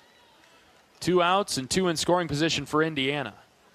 Already up 3-0 on the Hawkeyes. Next pitch, hit on the ground to short. Mitchell charges hard and throws on the run to first, and a great pick out of the dirt by Caleb Wolf. Full splits from Wolfie. He makes the flexible play at first. I tore for the third out. I tore something watching that. Ouch! 3-0 Hoosiers as Taylor hits a 3-run home run. Iowa's bats will need to come alive. The top of the order due up when we come back at the bottom of the third. This is Hawkeye Baseball from Learfield. Our mission at Oak Knoll is to provide exceptional retirement living and health services through life care. I'm Steve Rowe, CEO. We are a not-for-profit life plan community and have served the Iowa City area for 58 years. Oak Knoll is located near the University of Iowa hospitals and clinics, Kinnick Stadium, Carver Hawkeye Arena, Hancher Auditorium, and downtown Iowa City. Visit our website at oakknoll.com to learn more. We are a proud sponsor of Hawkeye Athletics. Go Hawks! Brown Deer Golf Club offers a pure golf experience. Manicured bentgrass fairways with tees and greens carved into gracefully rolling landscape. Challenging, yet extremely playable. Improve your game with PGA instruction and our full-service pro shop. Treat yourself to Bunker's Bar and Grill for lunch or dinner. And our scenic Greenview Banquet Room is perfect for weddings or any special event. Brown Deer Golf Club, a stunning country club setting at affordable public rates. At the game or at home, Wimmer's premium quality hot dogs and sausages will score with family and friends. Take the highest quality beef and pork, and you get the best tasting hot dog. Wimmer's, the official hot dog of the Hawkeyes. John Evans and John Leo with you at Charles Schwab Field in Omaha. Bottom of the third inning. Indiana 3, Iowa 0. The Hawkeyes will have the top of their order up. Reese Moore, Gable Mitchell, and Caleb Wolf. Iowa's had an opportunity in the first with the bases loaded and 2 outs before a sharp line out by Kellen Strohmeyer. Went down in order in the second. Really felt like if Iowa scored first, or maybe got the first 3 runs like Indiana did, that you could really squash the Hoosiers. But it's Indiana that scores first. Now Iowa will need to come back. As Reese Moore swings at the first pitch and fouls it off. He has not seen very many first pitches that he doesn't like. And unfortunately, it's not a terrible pitch, but it's not exactly in a drive zone for Reese either. How many times are we going to say that this weekend, that he swings at the first pitch and fouls it off? Swings at the second pitch and hits it over to the left side, 0-2. I suppose it's better than swinging at the first pitch and softly grounding it to second, which is kind of what you're going to do on that low and outside corner. Teams are pitching low and away to Reese and have been for the past month. Take it the other way.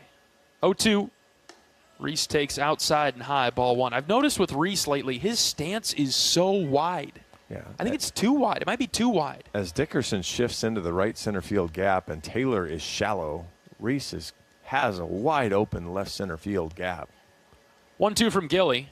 Reese hits on the ground right side. Second baseman Cerny is there. He'll flip it to Gilly, who's covering, and Reese grounds out. Just been going through a nasty slump.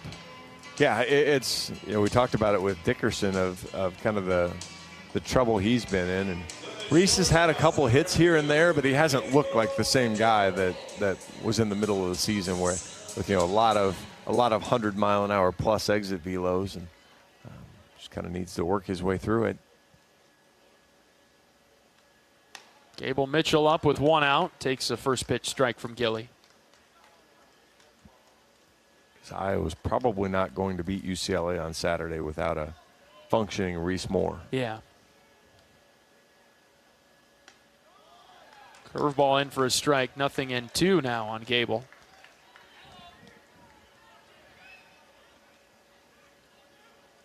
Because Iowa had a lot of these guys, Reese and Gable, all up over 350 for a long time. Yeah, and both of them well below that now. Gable at 333. And Reese way down at 312. 0-2 on Mitchell with 1 out, bases empty. Iowa down 3-0 in the third. Next pitch, outside. Gable leaning for it, but he didn't offer. He was trying to blow it outside, make sure it missed the outer edge. It was clearly off. A lot of room in left center for Gable, right over the shortstop's head. The 1-2. Mitchell grounds past Coach Cropley at first base. Foul ball.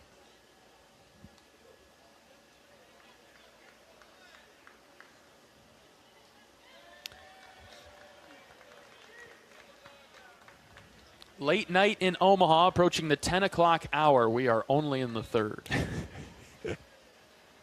1-2, another one to Gable. Up and away, 2-2. You bring the tape? I told you to bring the tape, John. Tape our eyelids open. Like I said, I'm going to regret not having my glasses at some point. Woo.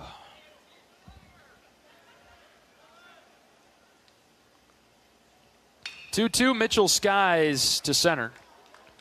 Dickerson underneath, brings it in, 2 down. I still have my foul ball story to keep me warm, though, so I'm going to keep that. And at some point, I'm going to pop that one out on you and just completely disrupt your rhythm for at least a half an inning. I'm sure you will, John.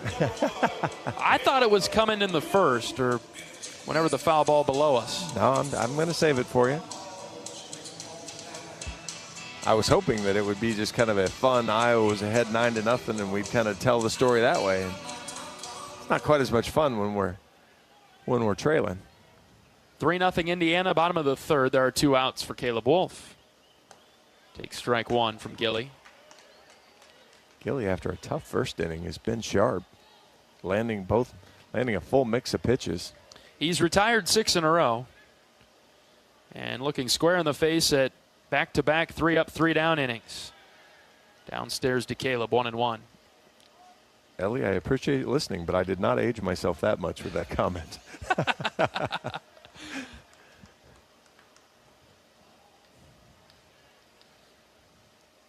Wolf has Iowa's hit today. It was a single back in the first. We could yesterday we talked about Blake Guerin and the pitch clock violation, and we thought it was on Berglund.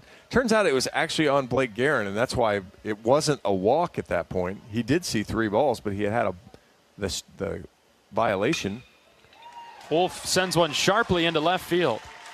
The violation was actually on Blake, so he was slow to get in the box on the very first approach, and so he got strike 1, then 3 straight balls, and then he ends up making it out. And then Andy Nelson got the pitch clock violation right after that.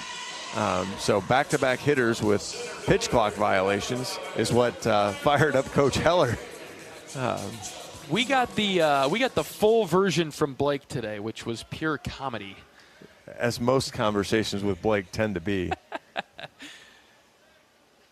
Miles Risley up with 2 outs, runner at first. Outside edge for strike 1 on the breaker from Gilly. But yeah, just, we'd gone a long time without seeing any pitch clock violations, and then see it on back-to-back hitters was pretty interesting. It was part of that weird 9th inning, wasn't it?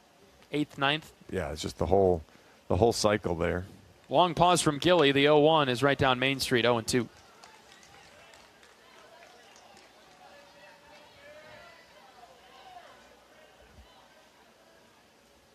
Iowa down 3-0 in the third.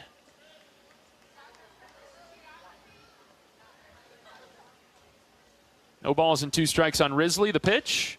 Miles fouls over to our right. A few rows in front of us.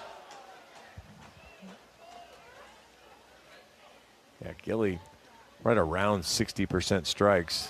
Iowa pitching at 49. That's just not a survivable number. It is not.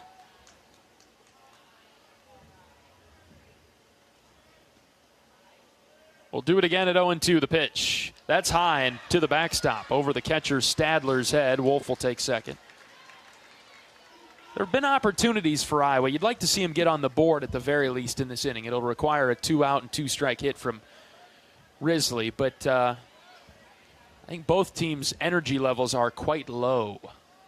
Well, we talk all the time about holding serve after you score. And Iowa might not get 3 this inning, but if you can get 1 back right here, especially coming with 2 outs, put some momentum back in your dugout. 1-2 to Risley. Miles hits in the air to the shortstop, who makes the catch. Malamazian secures it for the 3rd out. 3-0 Hoosiers. We're through 3. Back after this. This is Hawkeye Baseball from Learfield. Pioneer brand Z-Series soybeans are bred to defy expectations, so it's no surprise they're getting rave reviews, and that has more than farmers talking. In fact, a grain elevator wrote, "Sweet mother of pearl, trailer after trailer of Z-Series. It's never ending. We need a break." Safe to say, everyone is feeling the impact of Z-Series soybeans. Unleash your greatest harvest yet at pioneer.com/greatest yields. Across Iowa, you don't have to look far to find a bank that's got your back. From just around the corner to the next town over, hundreds of neighborhood banks are going the distance to ensure your future looks brighter than ever. By providing jobs, supporting local businesses, strengthening communities, and helping your dreams become reality. Here, the life you build is backed by Iowa banks. See how banks are making a difference near you at iowabankers.com. As a proud sponsor of the Iowa Hawkeyes, U.S. Cellular wants you to make the most of today by choosing game day traditions first and scrolling later. U.S. Cellular, built for us. Before Tyler Guerin shuts the Hoosiers down in the top of the fourth inning, let's pause 10 seconds for station identification. This is Hawkeye Baseball from Learfield.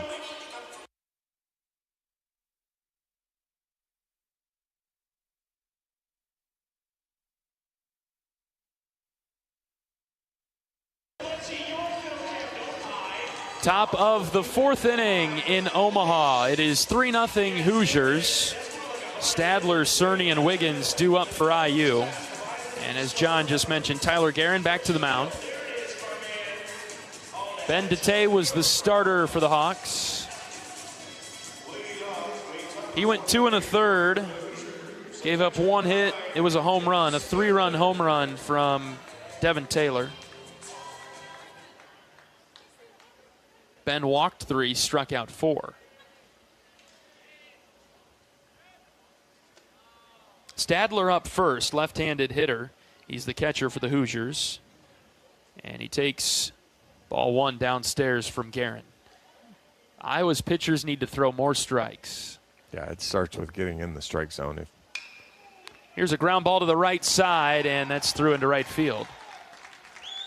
In between Wolf and Swales. Leadoff single for the Hoosiers in the fourth. Their second hit of the game. I'll still take that all day long over a 5-pitch walk or get in the zone, challenge him again. I know Taylor hit the home run, but this is not an easy night to hit. So get in the zone, force Indiana to put the ball in play, and then see what happens. Cerny is up, struck out in the third. First pitch is sliced foul over the Indiana dugout. Iowa will play UCLA in the semifinal on Saturday night at 6 o'clock. That is in 2 days. Plenty of time to get to Omaha. Cheer on the Hawkeyes and help us get into the championship game. No balls and a strike on Cerny. Righty on righty matchup here. There's a foul ball straight back. Our friends from Des Moines, KXNO guys, said they might come over Saturday. Great. Add more to the total. They've done nice. It's been great. I've been on there quite a bit on Monday mornings last month or so. It's great to get the coverage. Appreciate all that from them. Oh, Tyler. On an 0-2 pitch, he buries it into Cerny's shoulder. And not Tyler Cerny, Tyler Guerin. Yep.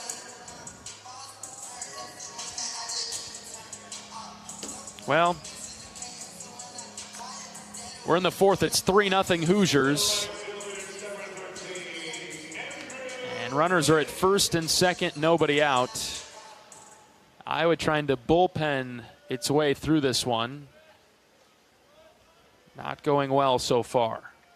Wiggins is up, who walked in the third. Takes a fastball upstairs for ball 1. Bryson Walker getting loose in Iowa's bullpen.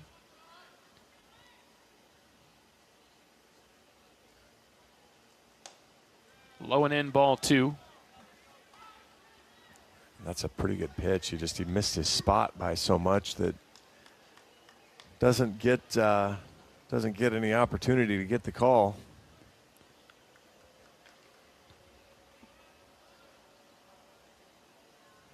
Time called, and Reese will head out to the mound and talk with Tyler.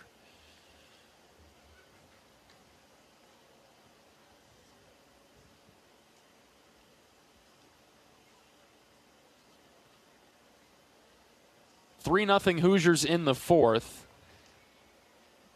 Iowa, frankly, has just not played very well so far tonight.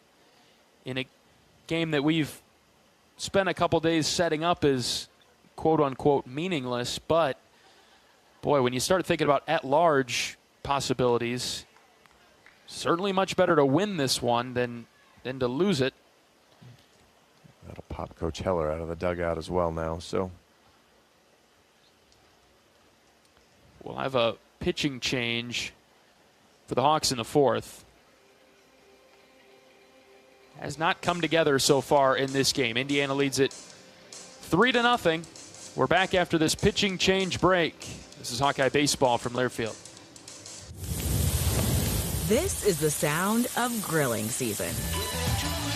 It's time to get back to cookouts, to gathering with friends and family, and making memories. And with Hy-Vee's lower prices on thousands of items all over the store, you can still get the best quality meat and everything else you need for your barbecues at prices that will make you smile. Get back to grilling for less, with a little help from Hy-Vee. You might think Iowa grows corn, but the truth is, corn grows Iowa. Corn can even fuel your drive to watch the Hawkeyes play when you choose Unleaded 88. It's a fuel that's cheaper, cleaner, and greener. Plus, it's homegrown, making Unleaded 88 the clear choice at the pump and totally worth the hype. So as you head to cheer on the Hawkeyes this season, don't just fuel up.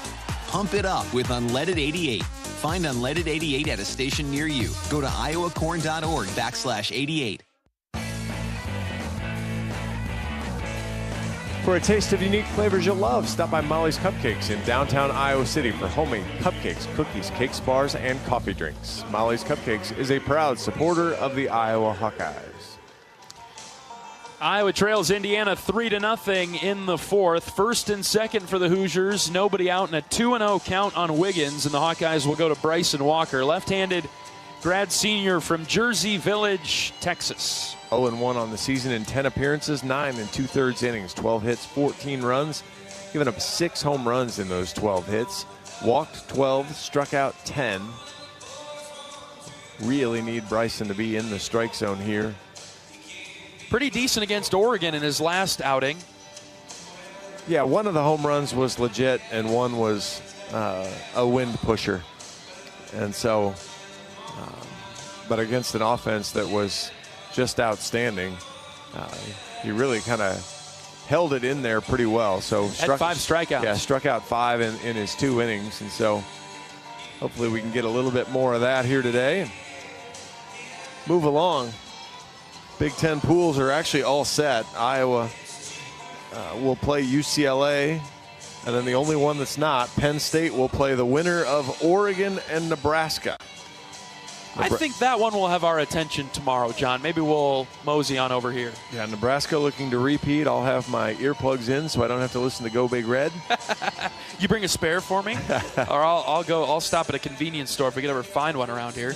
We'll get Grayson Grinsell will start tomorrow night. My choice for the Big Ten Pitcher of the Year. I second that. I assume he'll go against Will Walsh would be my guess, which could be an outstanding matchup with Walsh's history here in Omaha. Walker deals a strike to Wiggins, making the count 2-1. Yeah, Walsh versus Grinsell, 2 great left-handers. We saw Walsh and Obermueller in Iowa City, and boy, that was a beauty. 2-1 pitch, outside ball 3. I don't know what they charge for tickets here. We don't have to buy one. But I think that'd be pretty close to the price of admission, that matchup tomorrow. Yeah, I don't think you're going to find, you won't find a lot of scalp opportunities. It'll be a good Nebraska crowd.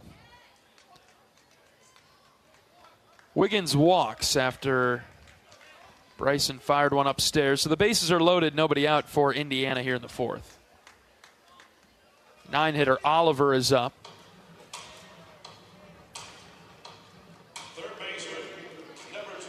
You don't want to say this is the ball game in the fourth, but there are nobody outs and the bases are loaded. It's pretty close. It is very close, and not a ballpark that Iowa's built to score a ton of runs in. They're not going to hit 4 home runs here. So here's Oliver, right-handed hitter. Bryson's first pitch to him is called low. Is squeezed. Yeah, this is actually as many runs as Indiana scored in Iowa City in the 3-game series. 1-0 is hit into the left center gap. Left fielder Beeman on the run makes the catch. Indiana will have their runner Stadler tag and score from third. Sac fly for Oliver, 4-0 Hoosiers. You'll kind of trade that. I mean, if you're Iowa, the runner on second didn't move up, so that's a win. You kept the double play intact, so you're still in a pretty good spot where, if you can get a ground ball here from Taylor, although a lot of speed, and good news is if he hits a ground ball, it's probably going to be hard. Yep. So Swales will have time to flip it to Mitchell if it comes over that way. Taylor cranked a 3-run home run his last time up in the third. First and second. 1 out for the Hoosiers. Indiana leading 4-0. Indiana lost to Rutgers on Tuesday night, 5-2. Eliminating Indiana from advancement. First pitch strike from Walker to Taylor. Iowa eliminated Rutgers yesterday, 4-3. And so the Hawkeyes are through, regardless of this outcome, which is leaning Indiana's way in the middle innings. Breaking ball, where'd that miss? Whoa. Home plate umpire Danny Jimenez blinked. Counts 1-1. Maybe up, maybe in. Yeah, I don't think so, but that's the most logical excuse. 1-1, hit on the ground and past a diving Swales into right field. They're giving the wave around third. Here's the throw, cut off by Wolf. 5-0 Hoosiers.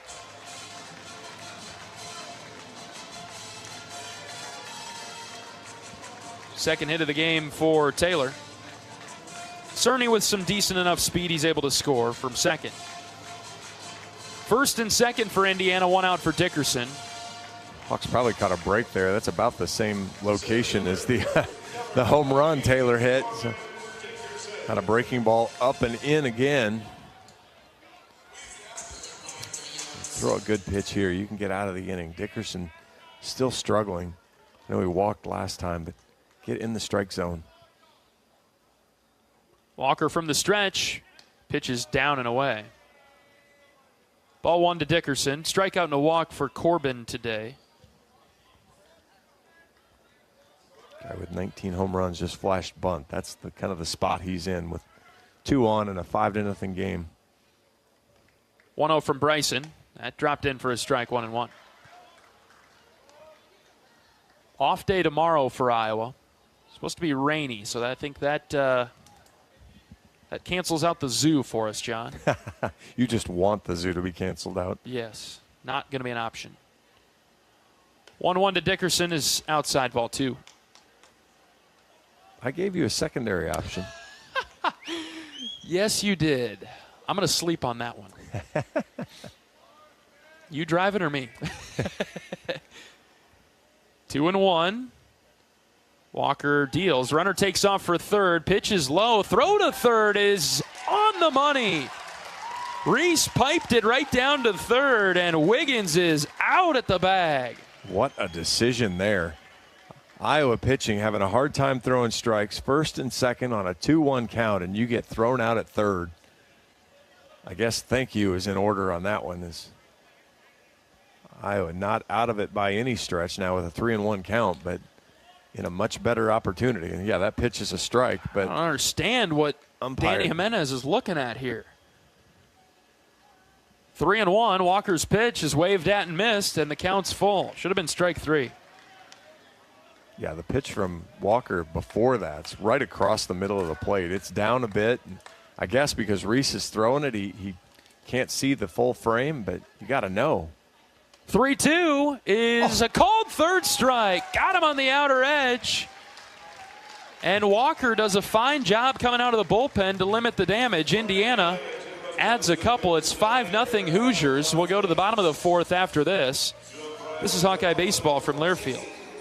Quinn Schulte, I play safety here at the University of Iowa. On the field, I stop the run, I make the tackle, and I get interceptions. Rosmer to throw, has time. Yes, it's deflected, intercepted again by Quinn Schulte. He's running the other way at the 40-yard line. Hawks have another turnover. We're going to slam the lid, hopefully, down. Here's an interception. That'll do it. And it's Quinn Schulte. And down there, the Hawkeyes will have first and goal. Off the field, I help my body's defense by choosing vaccines that are right for me. Ask your doctor or healthcare provider which vaccines are right for you. A message from Iowa HHS. The passion, the tradition, the rivalries. SiriusXM is your destination for all things college sports, and we've got you covered. On SiriusXM College Sports Radio, there's complete coverage of every major conference, including live games, plus 24/7 talk and analysis. So cheer along on the SiriusXM app and listen to your favorite team anywhere. And now you can get 3 months of SiriusXM free. Subscribe now. See offer details at SiriusXM.com/College Sports Radio 24. Join the swarm and team up with Iowa athletes to support local charities. Make a difference today. Visit iowaswarm.com to learn more. Frost, Strohmeyer, and Wood come to the dish for the Hawkeyes in the fourth. Indiana 5 and Iowa nothing. 3 hits for the Hoosiers, just 2 for Iowa. Hawkeyes middle of the second time through the order.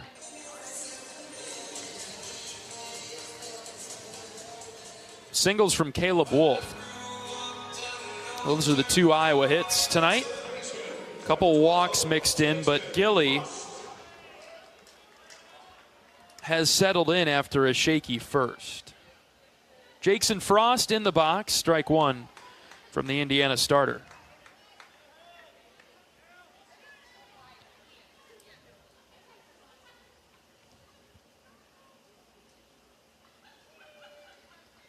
Oh, Frost went through the zone on a pitch that was not close, slowing out. No, he made a decision. He was swinging as the ball was leaving the hand. Didn't trust himself there. Righty on righty matchup, the pitch to Frost. Just low. Good fastball from Gilly, below the knees. 1 ball and 2 strikes.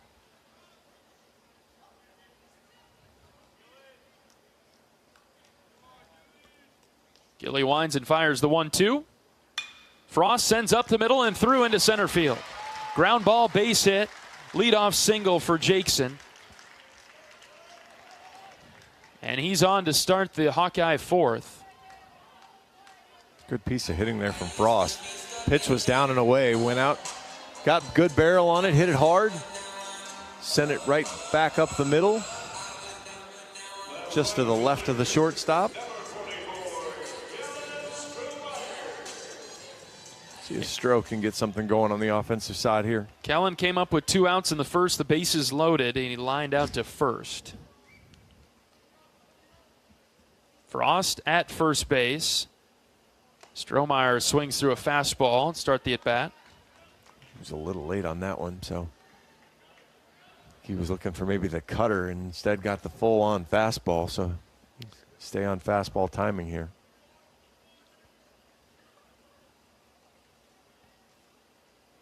0-1 to Strohmeyer. That bounced in front of the plate and ricocheted off of Strohmeyer and off of the catcher, and Frost stayed at first base. Yeah, again, that just got to see that out of the hand. You got to see he's going to spike it and have a good secondary lead. Down 5-0. Every little extra base you can take. 1-1. Strohmeyer shows the bunt and punched it hard, foul. Third base side. Oliver was a good distance off the bag, but had too much English on it and kicked foul.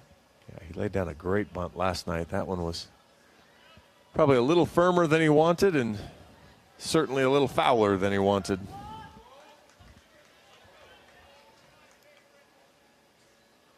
Bottom of the fourth, Iowa down 5-0. Feel like you get 2 or 3, you're right back in it. I can see some fight out of Iowa here in the middle innings. 1-2 to Strohmeyer. Kellen popped up. Right to the third baseman, Oliver, in foul ground, makes the catch for the first out.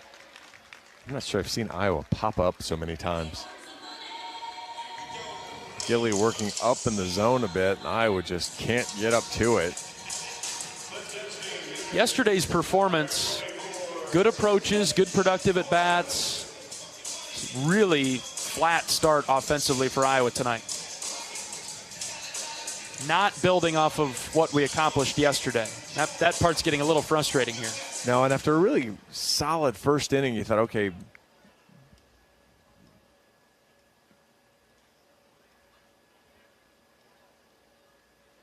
which way did that go? That went 0-1 against Mitch. So Mitch just got a time clock violation. Well, Mitch is in the box, hasn't seen a pitch, but he's down in the count 0-1. Cutter upstairs, 1-1 now. Your point, John, about the offense, if you're still holding on to it. I lost it with the full ump show on the pitch clock. Fair. Ball and a strike on Wood. The pitch in the dirt. This time Frost takes off. He'll get to second.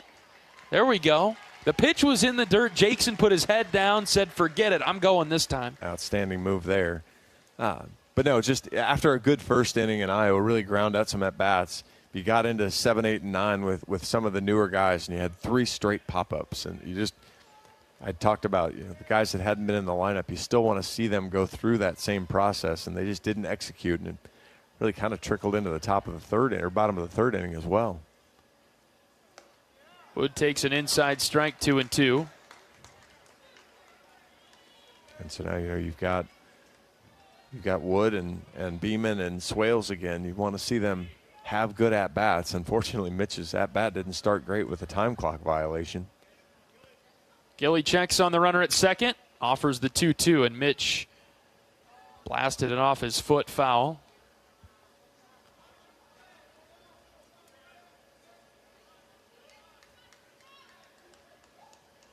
We really served this game up, too, as a focus on pitching, what Iowa is going to do pitching-wise.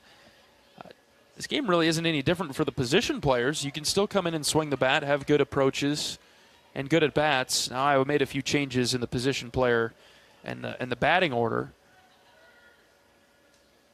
2-2, Wood hits in the air to left. Taylor and Dickerson come together. It's Taylor, the left fielder, who snags it for the second out of the inning. Where Gilly's been good is he's worked up in the zone, especially late in the count. He's been able to put Iowa away up. Mitch got better bat on that one than some of the previous guys, but again, hitting fly balls up in the air tonight from nearly all of the Iowa hitters is not a winning recipe. You're going to have to get up there with a level bat and hit some line drives. Drive through it. Jackson Beeman is up with 2 outs, runner at second. First pitch strike. Bottom of the fourth, Indiana up 5-0. And Frost out there at second. Be really nice to bring him home. Well, signs of life. 0-1 to Beeman. Inside corner, strike 2. Boy, and that is a tough pitch. Walker was not getting any of those calls. Yeah, I'm a little irritated by that. That ball is just barely clipping the inside part of the plate. Not been a strike at all today. And you know it's running even further in, too. 0-2 to Beeman. That's high. Jackson 0 for 1 with the pop-up today. Said it a million times. I don't care what the umpire's strike zone is as long as it's consistent. Bryson threw about 3 extra pitches in that last inning. Ball and 2 strikes. Pitch to Beeman. Popped straight up on the infield. Cerny and Hanley come together on the right side. It's Cerny who makes the catch for the third out. If a 60-degree launch angle is not good, a 70-degree launch angle is worse.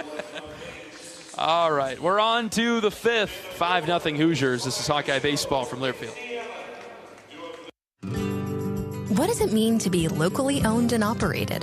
For Cenex, it means everything. It means that we know if you take your coffee to go or if you like to stay a while. It means we've helped Little Leagues get jerseys and local festivals get funding. It means we know what our communities need. So you'll always leave Cenex with a full tank, full of snacks, or full of smiles. Or all of the above. And that means the world to us. Cenex, powered locally. Whether you're traveling for business, pleasure, sports, or with one of our guided tours, our team of travel experts at Travel Leaders Destinations Unlimited will ensure you have a memorable, worry-free experience. Let our professional travel advisors with extensive travel experience and destination knowledge handle your every travel need. Family-owned and operated, Travel Leaders Destinations Unlimited has been serving the Hawkeye community for many years, receiving the Agency of Choice Award several times. Make your travels easy with Travel Leaders Destinations Unlimited at duagency.com. Want to win cash? How about an exclusive meet and greet with a NASCAR Cup Series champion driver? Or maybe a shot at $1 million is more your thing. You can win one of these prizes when you enter the NASCAR Race Weekend promotion from the Iowa Lottery. Get your Powerball double play ticket at your favorite Iowa Lottery retailer, and it could be your ticket to win big. Enter today and find details at ialottery.com. We're on to the fifth inning in Omaha tonight. 5-0 Hoosiers. 3 hits for each team. Indiana, they've got the big one. 3-run home run from Devin Taylor back in the third. It'll be 3, 4, and 5. Hanley, Denny, and Malamazian. Indiana on top 5-0 in the fifth. Indiana's season is over after tonight. Iowa plays at least one more game on Saturday. First pitch strike from Bryson Walker.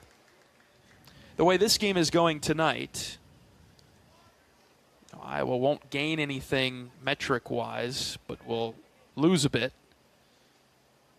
As the 0-1, Hanley goes around 0-2. That will mean Iowa has to beat UCLA on Saturday, and pretty darn near needs to win on Sunday, too. It's going to be pretty close. Yeah, because the best you're going to do with your RPI then without a win on Sunday is probably mid-60s, 63, 4, 5. Boy, then you're really just taunting the committee at that point. 1-2 from Walker, tapped foul. I know you're going to try to tell them, hey, we got second in the Big Ten tournament, we got third in the regular season, we led for most of it. While RPI isn't the only metric, it probably weighs enough that I think you're going to see a team, USC. USC will jump you, and the Big Ten will probably only get 3 in at that point. USC was probably in. They lost today to Penn State, though, which hurt. And they play Washington now tomorrow at 9 o'clock. As a ground ball is hit on the right side, Gable Mitchell picks it up to the right of second base, and he throws out Hanley for the first out. 9 o'clock, which feels like 7 o'clock to their bodies. And that's pretty much for USC's season. Yes. They lose, I think they're out. Yeah, I think a 2 in barbecue for them is a really difficult spot. And again, that's where a team like Iowa could benefit, because the committee is probably going to put 3 Big Ten teams in. Now all of a sudden you'd have a couple metrics that you could tick over USC. The only one that we would lose to USC on would be RPI. Correct. Since Iowa, 3 games ahead of them in the Big Ten. Yes, depending, because RPI, the big factor, of course, strength of schedule, and so that one would be a challenge. Walker pitching to Hogan Denny here has fallen behind 2-0. But I think if Iowa loses here tonight, boy, you make those arguments really difficult, because the points you're going to gain from beating UCLA misses where? Low and in, apparently, with the fastball. Wow, that's a good pitch. That is a ball better than the one that got called on Mitch. 3-0. That's in for a strike.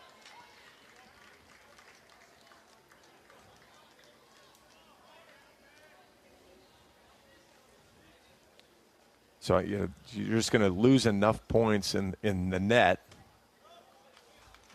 That misses outside for ball 4. That you're just not going to.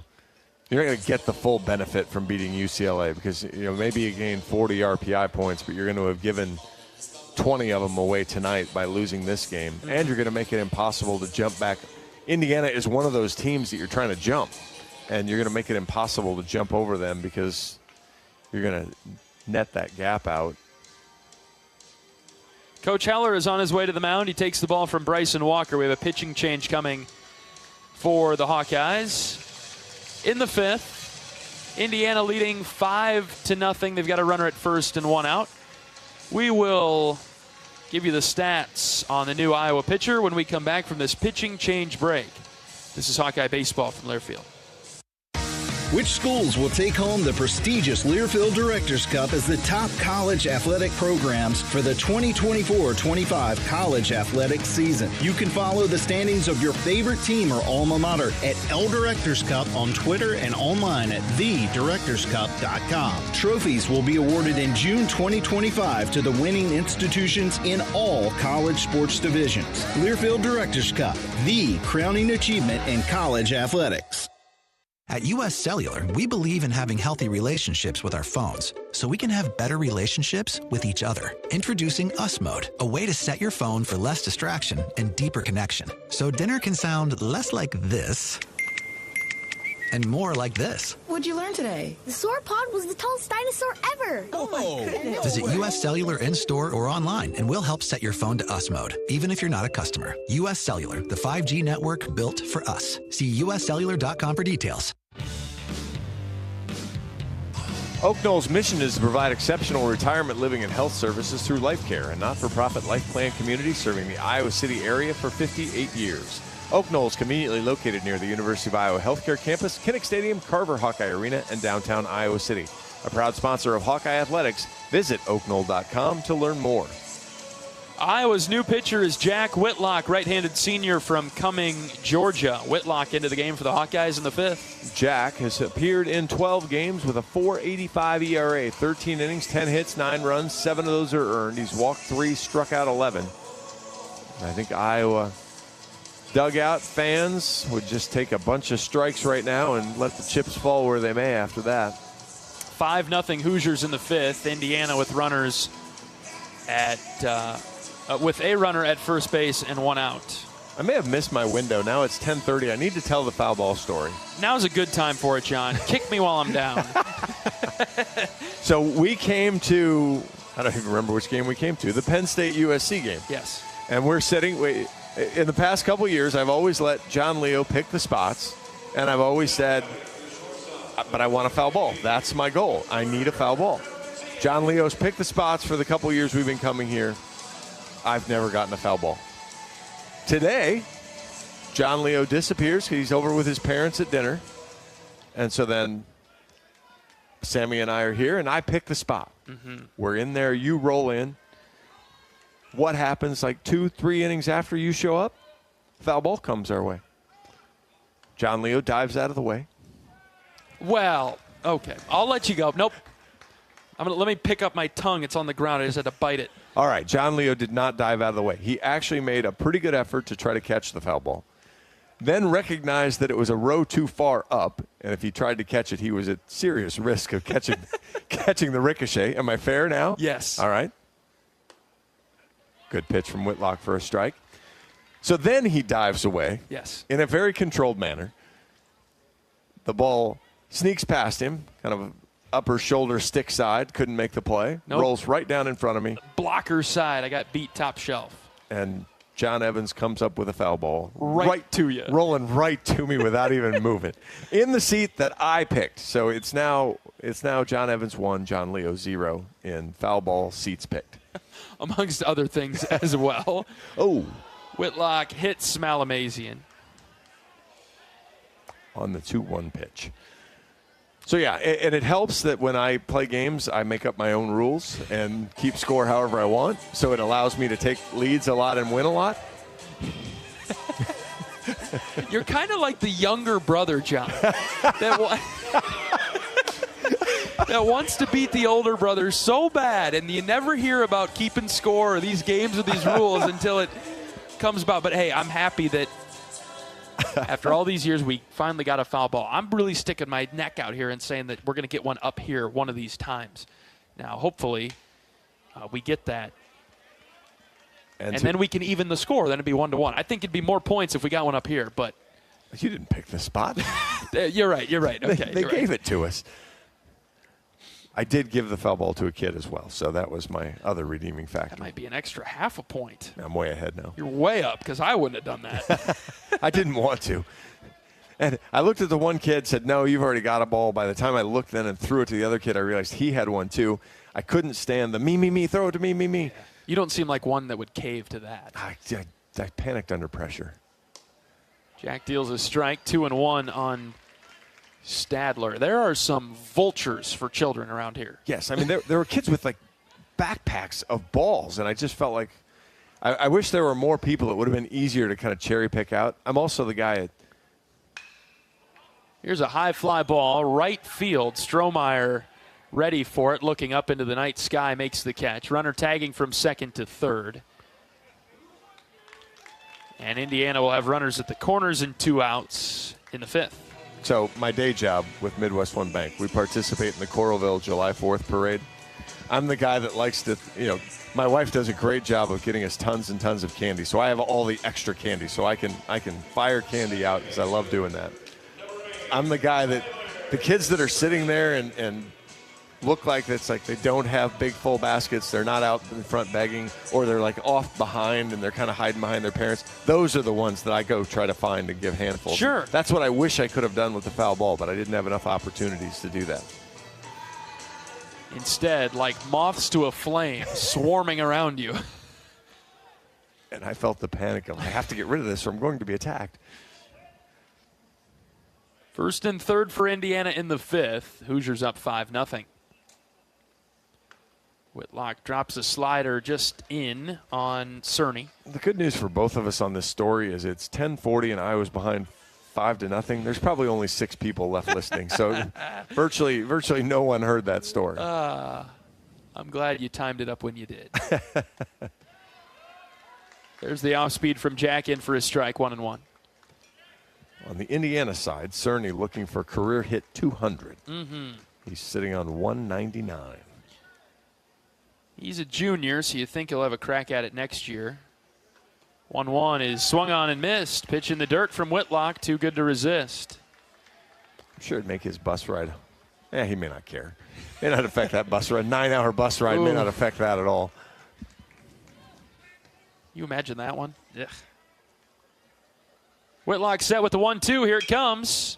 Line drive right center. Risley moving over. Now Miles running forward. He makes the catch in the gap for the third out. The Hoosiers leave a couple. Whitlock does a nice job to keep Indiana off the board. We'll go to the bottom of the 5th. Iowa trailing 5-0. Let's get those bats going. This is Hawkeye Baseball from Learfield. Brown Deer Golf Club offers a pure golf experience. Manicured bentgrass fairways with tees and greens carved into gracefully rolling landscape. Challenging, yet extremely playable. Improve your game with PGA instruction and our full-service pro shop. Treat yourself to Bunker's Bar and Grill for lunch or dinner. And our scenic Greenview Banquet Room is perfect for weddings or any special event. Brown Deer Golf Club, a stunning country club setting at affordable public rates. Hello, Hawkeye fans. This is Ben McCullum, the head coach of the Iowa men's basketball team.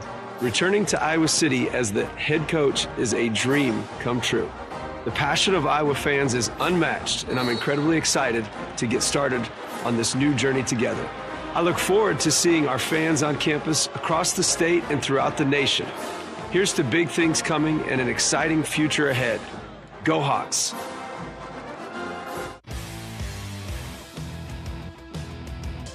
Hawkeye Baseball is brought to you by Brown Deer Golf Club in Coralville, featuring Bunkers Bar and Grill. Enjoy a great Bunkers menu with burgers, chicken salads and wraps, and Gimmy's Pizza and Wings, a new pop-up menu at Bunkers that's all about savory pizzas and mouth-watering wings. To-go orders are welcome, as are you and your family at Brown Deer Golf in Coralville. We're on to the bottom of the 5th inning. Iowa trails Indiana 5-0 in a very late nightcap. Big Ten baseball under the lights, the 2025 Big Ten tournament. Ben Swales, Reese Moore, Gable Mitchell up for the Hawks. Nine, 1, and 2. Swales popped up to second. Back in the second. First pitch swinging, lines one into left for a base hit. Swales is on for the Hawkeyes to start the 5th. Iowa can chip away in this one. 4th hit of the game for the black and gold. Got a fastball in the middle of the plate there and just saw it, drove it.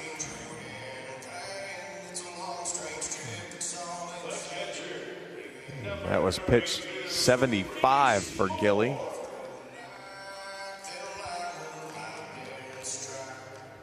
Somebody kind of fooling around in the Indiana bullpen, but nobody really doing anything constructive. Here's Reese Moore, 0 for 2 tonight. Take one, Reese. Let's see if he does. Under.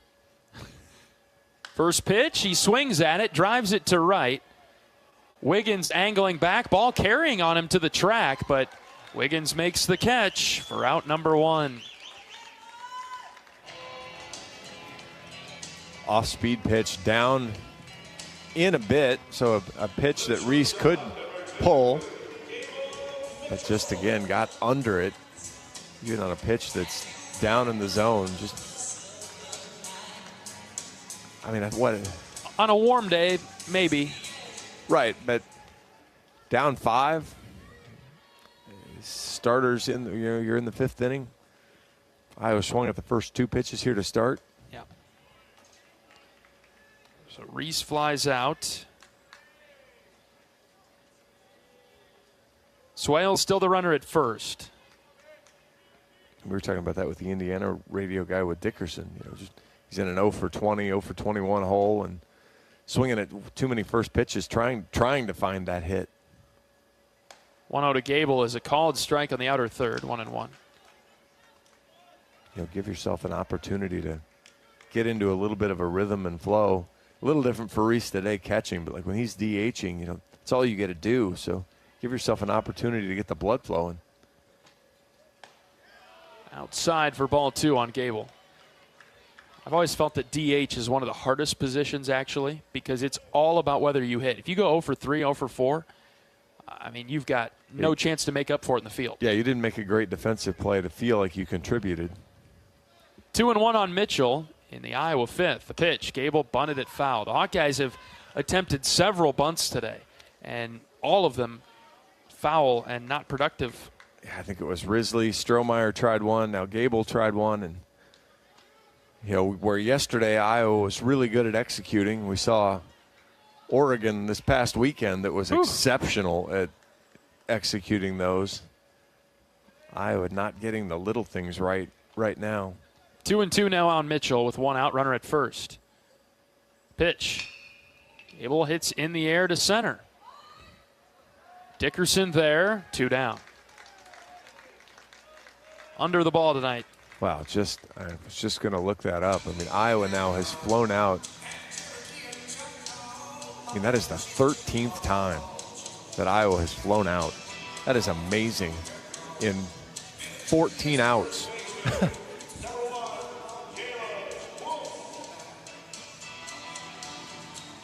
A fly out, a pop up, and a line out, I guess, is going to count as a fly out on the stats. A pop up, a pop up, a pop up. Ground ball, fly ball, pop up.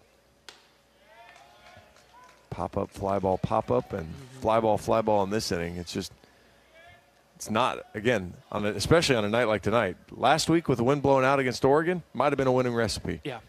Although the pop ups in the infield, not. Caleb Wolf up with 2 outs, runner at first. The 0-1. That's off the plate outside. and I'm not smart enough to tell you how to necessarily stop doing it, but I can tell you it's not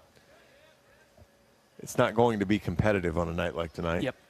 And full credit to Gilly for working up in the zone and getting it done. Swales leaning, and so Gilly will throw it over. Ben is back. Iowa has 14 hits in the Big Ten tournament. They are all singles. 1-1 to Wolf. Caleb hits in the air, shallow center. Dickerson running forward. Shortstop Malamazian going back. He makes the basket over the shoulder catch for the third out. We're through 5. Indiana 5, Iowa nothing. This is Hawkeye Baseball from Learfield. Express Midwest is Iowa's locally owned and operated ground transportation specialists who have served Iowa City for more than 37 years. With a selection of chauffeured black cars, limos, sprinters, and buses, they have solutions for all your transport needs. Check out their website to find a full list of services, rates, and more at expressmidwest.com. That's expressmidwest.com. Play ball! It's college baseball season, and we're here to talk about it. Every week, join Kyle Schassberger and me, David Kahn, as we deliver the best of college baseball. We've got all the diamond talk you can imagine, with interviews from coaches, players, broadcasters, and more. Plus, we'll give you our weekly rankings, hot takes, and a whole lot of fun. Step into the batter's box and let us deliver our best fastball. Wherever you podcast by searching College Sports Now.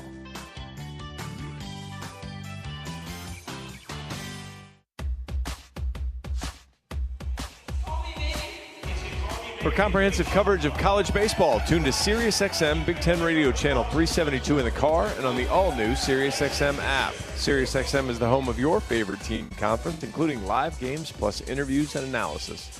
So cheer along with the SiriusXM app and listen to your favorite team anywhere. Get a free trial at SiriusXM.com/Big Ten Radio 2025. John Evans and John Leo with you from the broadcast booth at Charles Schwab Field. 2025 Big Ten Tournament, top of the 6th, Indiana 5. And Iowa nothing tonight. Jack Whitlock out for this inning, and he'll face Wiggins, Oliver, and Taylor. We were scoreless through 2. Indiana scored 3 in the 3rd and 2 in the 4th.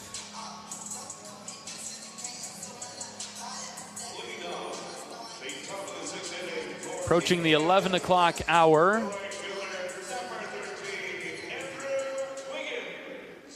Iowa playing UCLA as part of the Final Four, the semifinal on Saturday night. Whitlock deals outside, ball 1 to Wiggins, who's walked twice today.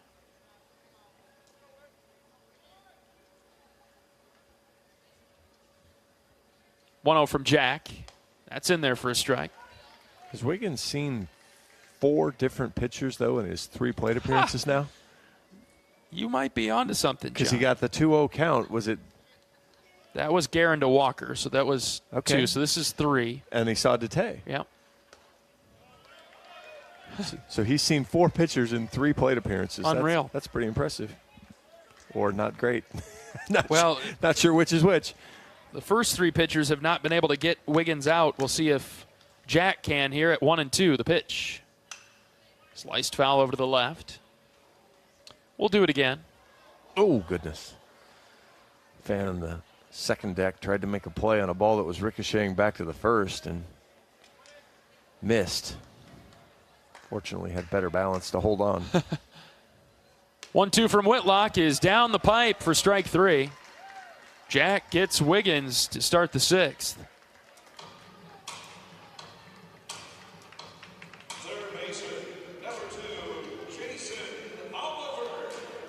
And the bottom of the order coming up now for the Hoosiers, Jason Oliver. I mean, what Iowa fan is not going to forget or will ever forget Whitlock here 2 years ago, coming into that Michigan game, bases loaded, nobody out.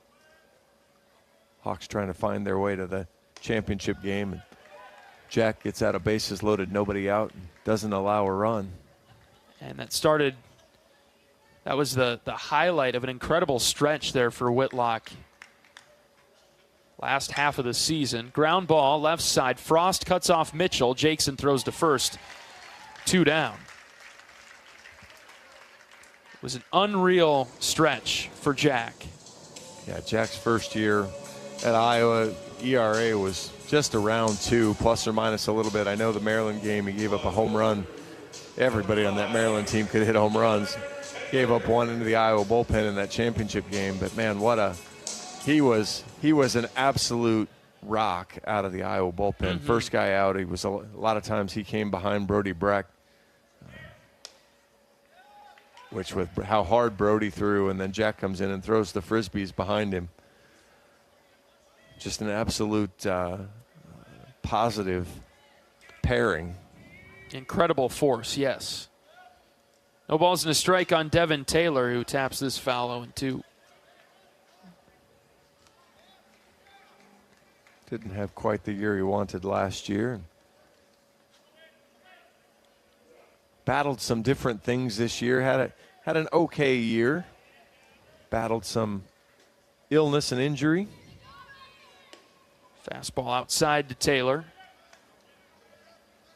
But you're exactly right. The highlight of his career will be that 2023 season, the last half, especially in the postseason. Yeah, he didn't even travel early in the year. 1-2 is hit sharply into right field, past a diving Wolf and Swales. And Taylor has his third hit of the night. Yeah, Iowa pitchers have left 3 balls in the middle of the plate to Taylor. And considering he's going to be a top 5 round draft pick, I don't think you can get away with spinners in the middle of the plate to Devin Taylor. And now we'll see Dickerson. Iowa had the heavy shift on, and he hit it so hard he still split the shift there. Whitlock to Dickerson. This feels like it could be a good matchup for Jack.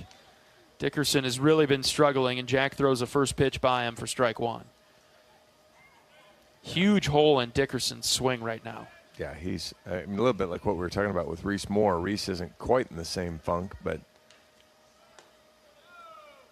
low on that pitch. Dickerson really kind of has wishy-washy hands right now. Everything is... Well, it's kind of what happens when you're not exactly sure what you're after. Taylor, the runner at first and 2 outs. Jack will throw it over. It's a close play at first. But the star left fielder for the Hoosiers is back. 5-0 Indiana in the 6th. Ball and a strike on Dickerson, the pitch. Slider just low from Jack. Wow. 2-1. Look good. Felt like we had a really good strike zone yesterday. You kind of knew where it was, and you're pretty comfortable with it. Just in from Jack that time, 3-1. Whitlock has been right around. Yeah, not going to be quite as complimentary on it today, but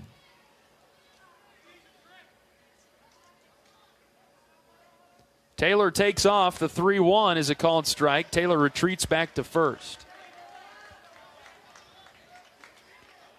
he'll be on the move now with a 3-2 count. And 2 out here in the 6th inning. Boy, if the Iowa bats could just get hot for a couple innings here. Indiana's stalled out. The 3-2 is just low. Dickerson decided he didn't want to swing it. Hardly any pitches in that at bat, even though Jack was right around. And so he draws the 2-out walk in front of Hanley.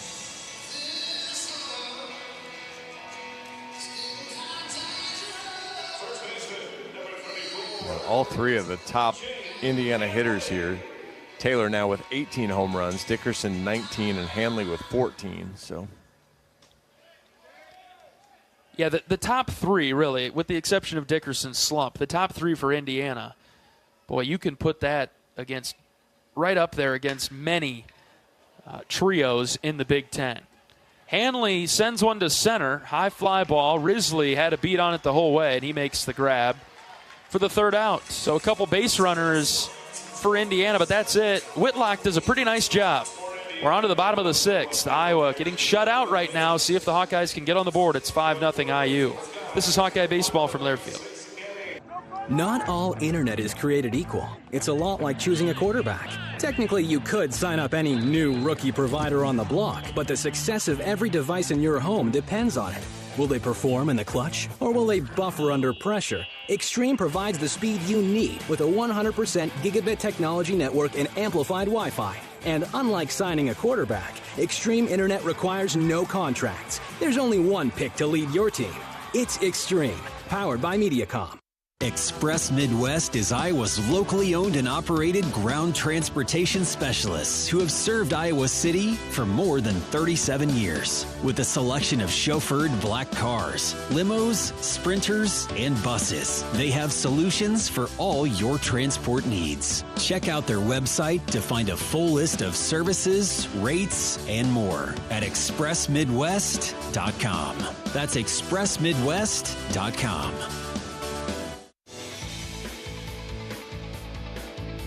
Indiana 5, Iowa nothing. Bottom of the sixth inning tonight in Omaha. Miles Risley, Jackson Frost, Kellen Strohmeyer due up, and before Miles comes to the box, let's pause 10 seconds for station identification. This is Iowa Hawkeye Baseball.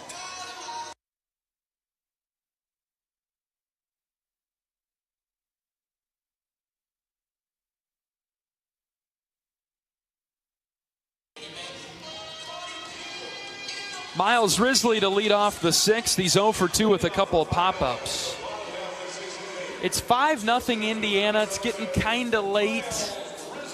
I don't know. It kind of feels like there's some magic left in here for Iowa tonight, but it's got to start pretty soon here. It feels like the game yesterday in reverse. You know, where it certainly feels like Indiana's in control of the game, but they haven't put Iowa away yet. Yes. And so you're just a little rally, a couple positive things on the offensive side from getting yourself back in the game. Risley sends one into the left center gap. It's carrying well, but Dickerson has a beat on it, makes the catch on the run. In front of the track, Risley flies out to start the sixth. Yeah, I mean, it's I'm not sure what it is. There's way too many elevated balls here for Iowa and not enough line drives. And where some of those hits yesterday were finding holes on the ground, today in the air, they're ranging from easily tracked down to somewhat more difficult. Gilly still pitching for Indiana. Approaching 90 pitches. He's given up 4 hits. Jackson Frost is up now for Iowa. He's been on twice today, a walk and a single. The 0-1 fouled back.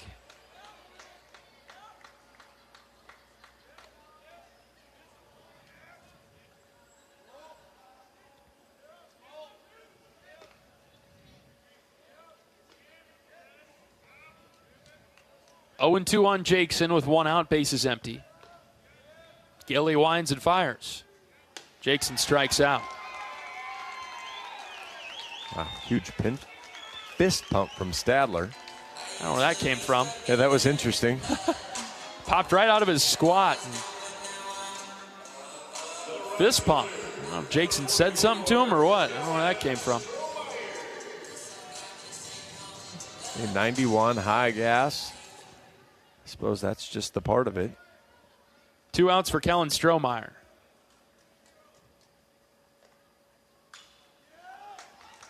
Foul ball off the bat of Kellen.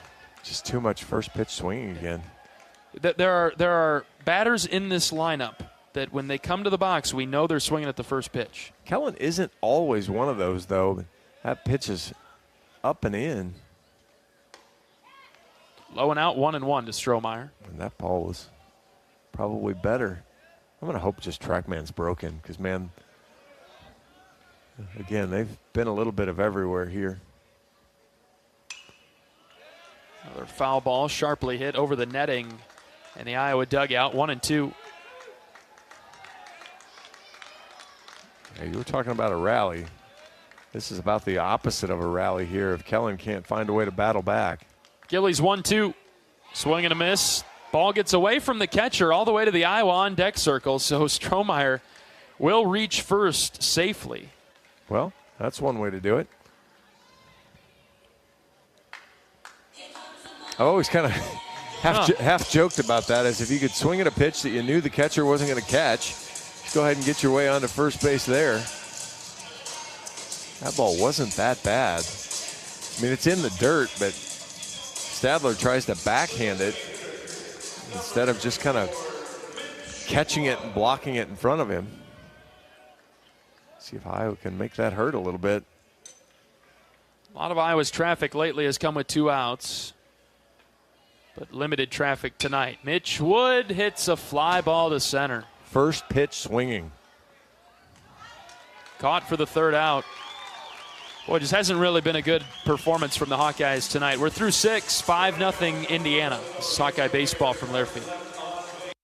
Which schools will take home the prestigious Learfield Directors Cup as the top college athletic programs for the 2024-25 college athletics season? You can follow the standings of your favorite team or alma mater at L Directors Cup on Twitter and online at thedirectorscup.com. Trophies will be awarded in June 2025 to the winning institutions in all college sports divisions. Learfield Directors Cup, the crowning achievement in college athletics.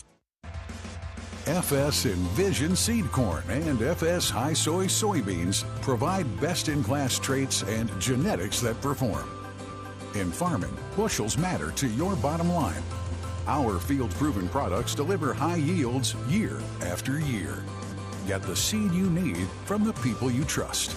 Contact your local FS Envision and High Soy retailer or visit fsseed.com to learn more.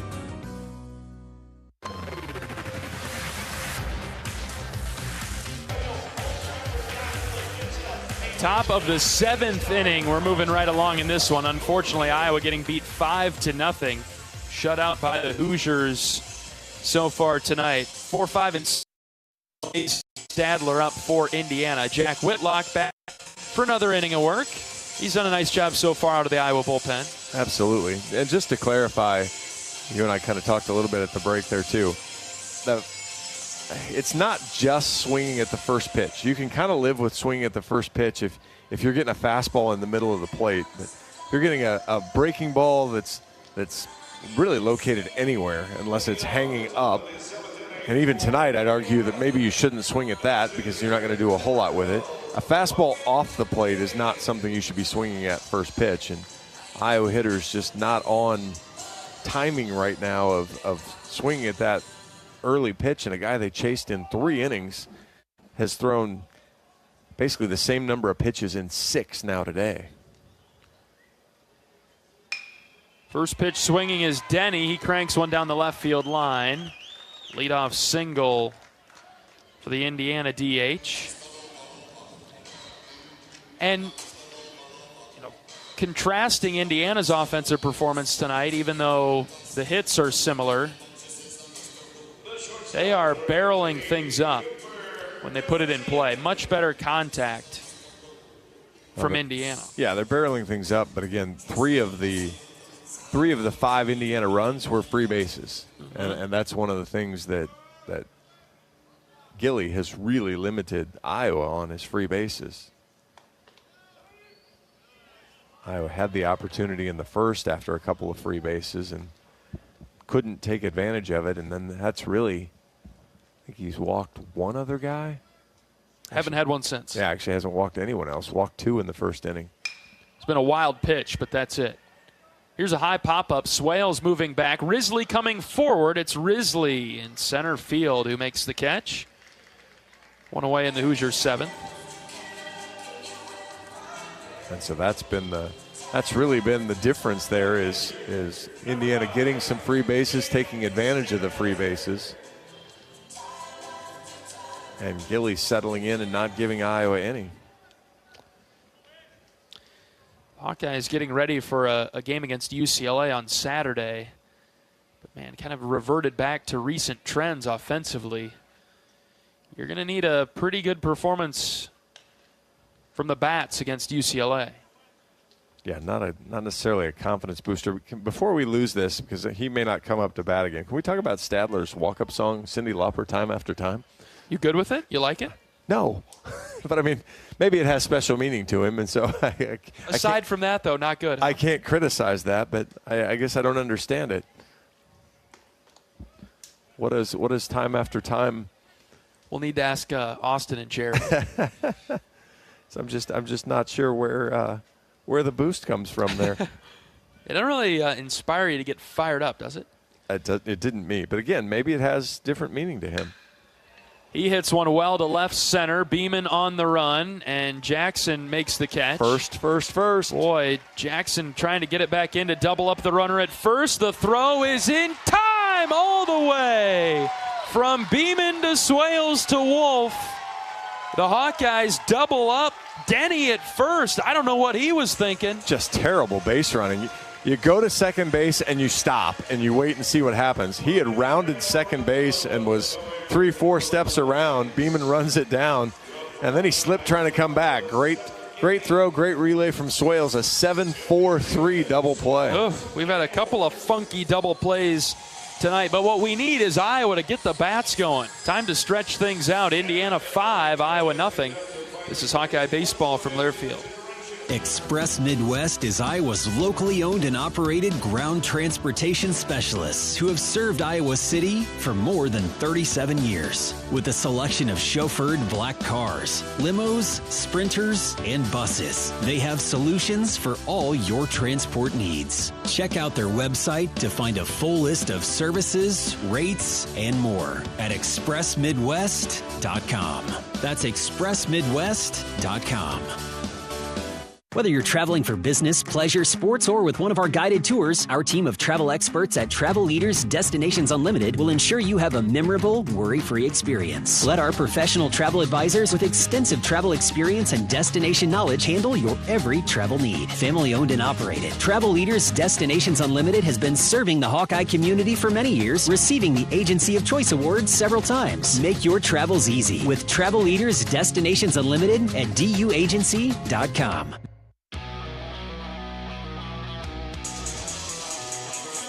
Indiana brings in a new pitcher in the bottom of the 7th inning as the Hoosiers lead it 5-0. IU will turn to Ben Grable, right-handed grad student from Pasadena, California. Yeah, their primary Sunday starter, 4-3 with a save, 53 in the third innings, 53 hits, 31 runs, 27 of those are earned. Walked 17, struck out 60 as he's got a great fastball. It'll be in the low to mid-90s, and he will attack the Hawkeye hitters with it. He'll also throw a slider to the right-handers. He'll throw a changeup more to the left-handers. If Iowa continues to chase up in the zone, it will be a short 9 outs for Grable as he works well at the top of the zone and kind of depends on velocity to dominate up there. So Iowa's going to have to get to that level, or it could be trouble. So we saw Gilly back in Iowa City, and he had a short outing because we got to him. Same thing with Grable. Now tonight, much different outing from Gilly. Yeah, Grable threw 4 innings in Iowa City on Sunday, gave up 6 hits, 6 runs were all earned. Walked 2, he did strike out 8, but he gave up 4 extra base hits. That was in Iowa's 10-0 win on Sunday. Iowa bats almost haven't shown that since then, for the most part. Yeah, just doing the prep for the week. Since the Indiana series, Iowa's offense has fallen on hard times. Well, maybe this would be a good time to put the ship moving in the right direction. Jackson Beeman, the first batter for Iowa, and he takes strike 1. Gilly goes 6 innings, gives up 4 hits, no runs, walks 2, strikes out 2. Breaking ball from Grable downstairs to Beeman. Jackson is 0 for 2 tonight with 2 pop-ups to second base. You know, there's a lot of pride in that Iowa dugout. They were not happy when they got shut out by Grinsell to break a long streak. I don't think they won a 4 or 5 game streak Actually, it wouldn't even be that many. 2 or 3 game streak in between shutouts. So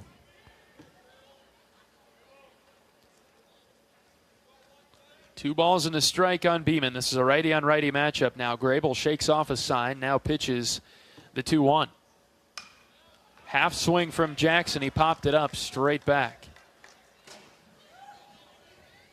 As he chased a high fastball. Again, in the scouting report, you can't work up there against Grable as a hitter.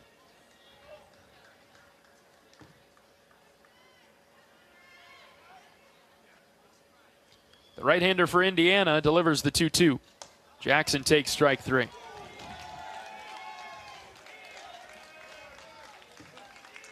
Fastball right down the middle. 1 away, and here's Ben Swales.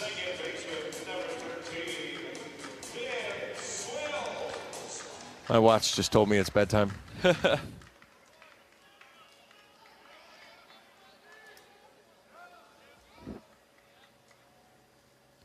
Swales swinging at the first pitch and hooking it foul.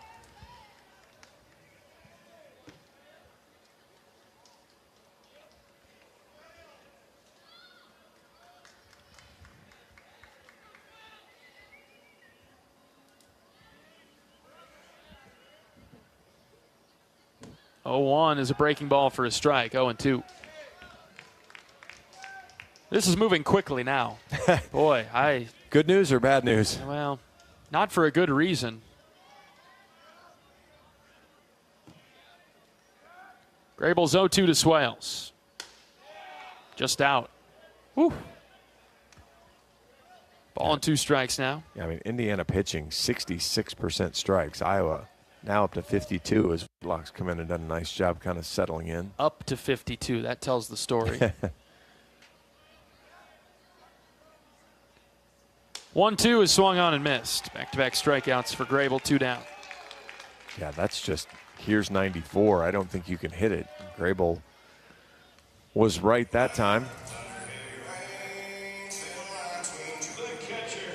Yeah, funny enough, in the game, Indiana has only thrown 2 more strikes than Iowa, but they've thrown 27 less balls.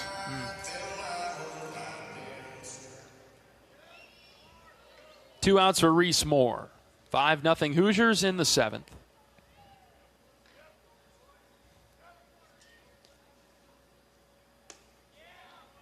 Off speed on the outside corner for strike 1. Good take from Reese. I say that I'm considering that a win. Nothing you can do with that pitch. Leave it. Early in the count, you leave it. 0-1. Back to the off speed, and that time Reese out in front, 0-2.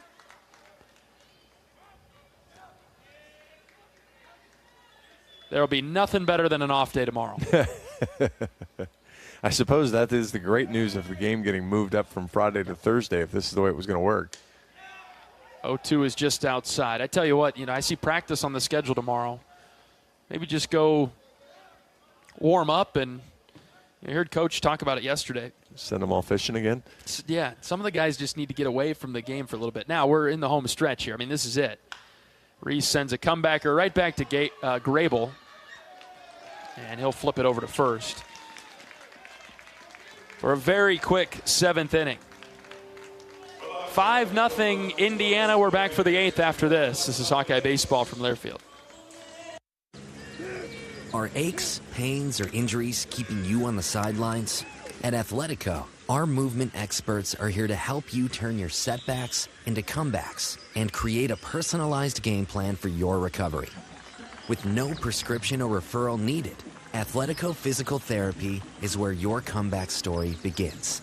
Get started today by scheduling a free assessment at athletico.com. Proud partner of the Iowa Hawkeyes. Hi, this is Joe Mershman from Mershman Seeds. Substitutions cost you money. Why take their seconds when you can have our first choice? Here's Ben Pieper to tell you more about Mershman Power Core Enlist corn. We are way ahead of Big Seed on this one. This corn has 4 different post-herbicide tolerances, multiple modes of action for above-ground pests, and it is some of the highest-yielding corn genetics that are out on the market today. If you're one of the many that got substituted on your corn hybrid last spring, contact your local Mershman Seeds dealer today and ask them about Power Core Enlist corn. From Mershman Seeds, your friend in the field. Top of the 8th inning in Omaha, Indiana in control 5-0. New pitcher into the game for Iowa is Chaz Wheatley, right-handed senior from Edmonton, Alberta, Canada. 22 appearances on the season. Chaz is 2-1 with a save and a .397 ERA. 22 2/3 innings, 21 hits, 12 runs. Just 10 of those are earned. He's walked 18 and struck out 27. And his job will be to get 3 outs. Tony Watts' job to get 3 outs in the 9th, if I had to guess. And in between, if Iowa could score 6 runs, that would be outstanding. Sure. Wheatley will face 7, 8, 9. Cerny, Wiggins, and Oliver. Whitlock was good out of the Iowa bullpen. 2 2/3, 2 hits, 1 walk, 1 strikeout, no runs for Whitlock. Nicely done from Jack. Yeah, really strong outing from him. Did hit a batter fairly solidly. If you're going to do it, get your money's worth. Yeah. Oof. Semifinals almost entirely set at the Big Ten tournament. Iowa and UCLA will play Saturday at 6 p.m. Penn State wins Pool D. They were the 9 seed. They get out of that one that also had USC and Washington. They're waiting on the winner of Pool A, which is top seed Oregon, 8 seed Nebraska, and 12 seed Michigan State. Michigan State was eliminated with the loss to Nebraska on Tuesday. And Michigan State lost to Oregon tonight 4-2. And so Oregon and Nebraska play tomorrow night at 6 for Pool A. And the winner of that game will play Penn State 2 o'clock on Saturday. If Nebraska could find their way through, that will be a rematch of last year's championship game, which Nebraska won, the reigning Big Ten tournament champs. Won by Nebraska. Wheatley pitching to Cerny, drops a strike in there, 1-2. Oregon and UCLA obviously both trying to go for their first Big Ten title. It'll be the first ever meeting between Iowa and UCLA. Coach Heller looking forward to that. Iowa will go up against the Big Ten Player of the Year and Big Ten Defensive Player of the Year, all in Rock Chalowski. He's hit a few home runs this weekend. He has seen ball, hit ball this weekend. Yep. UCLA's the real deal. They'll throw one of their best pitchers, 10-1 on the season. So we'll see him on Saturday night. Give Coach Sutherland a couple days to get ready for him. Let's see how the Hawkeye bats will do. 2-2 from Wheatley. Swinging bunt, left side. Wheatley picks it up. Bare hand throw to first. Right down the middle to Caleb Wolf for the first out. Wheatley came awkwardly away from that throw. It looks okay, though. Yeah, not an easy spot here. Again, you're on grass, and so it's wet coming off there. Chaz did a nice job, got his feet planted mostly. Yeah, the right foot kind of slid out behind him as he tried to plant it. You watch it on the replay. Got a pretty good plant on it finally. Looks at the dugout, laughs, blows out a sigh of relief. Cerny will have to hopefully wait until next season for hit number 200. Chaz misses up and away for ball 1 to Andrew Wiggins. 0 for 1 on the day as the Hawks finally got him out after a couple walks. Bases empty and 1 out. The 1-0 pitch from Wheatley is on the outside corner for strike 1.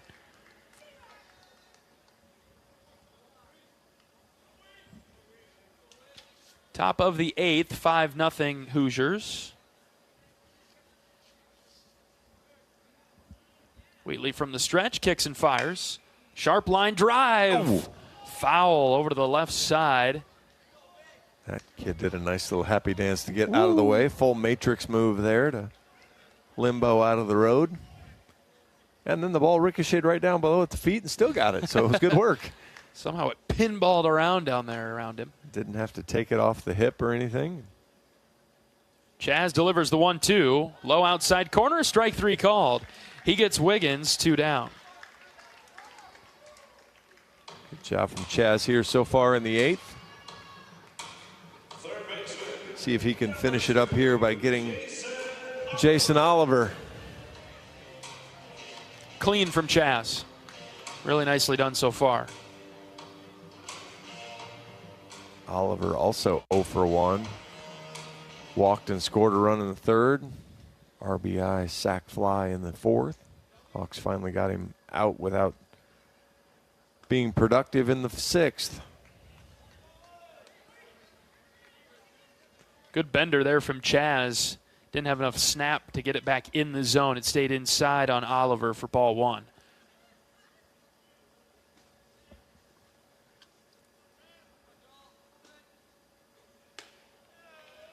Snap the fastball up and in, ball two. Oliver has a weird stat line. He has more walks and more strikeouts both than he has hits. And 76 at bats, so it's not like he's just had 10, 15 at bats. Sure, decent enough sample size. 2-0 from Wheatley, fouled over to our right. Third deck. Doink. I don't know if anybody's going to get to that ball, John. There's not very many people up here. You saying I can walk out and grab it? Yeah, I think so. You might be safe. 2-1 on Oliver. Bases empty and 2 outs. Wheatley brings it home. And he bounced it, ball three.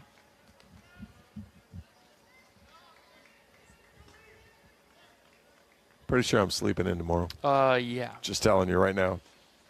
We'll go for our walk a little bit later. I'm hanging on for dear life right now. I'm struggling. 3-1 from Chaz. Shot into left center. Beeman and Risley come together, but it drops. And Oliver hits a 2-out single, flipping it to the top of the order for Devin Taylor. Pretty good piece of hitting, really. Fastball up and away, and somehow kind of quick hooks it out into left center. Just kind of threw his hands at it, but was somehow able to pull that. Yeah, I don't know that was a skilled hit. I think it was I got fooled a little bit, and I had enough to get it out there, which works. And now Devin Taylor up. 3 for 3 tonight with a walk. Sharp line drive hit foul. Yeah, he's been fairly productive. Yeah, he did not do much against Iowa in the regular season meeting. Throw in 4 RBIs as well. He's had himself a night. He really has. Much better for Indiana tonight. Here's a high chopper, right side. Swales picks it off the dirt and throws it to Wolf for the 3rd out. Nice play from Ben Swales there to end the top of the 8th inning. 5-0. The sands of the hourglass are running thin for the Hawkeyes tonight. We're back for the bottom of the 8th after this. This is Hawkeye Baseball from Learfield. Hello, Iowa. Here's a promise. Wherever you are in this great state, University of Iowa Healthcare is here for you, even if you never walk through our doors. Educating, caring, leading research, sharing our expertise with all. Because we believe that UI Healthcare is here to make all of Iowa better. UI Healthcare, changing medicine, changing lives. Visit uihealthcare.org.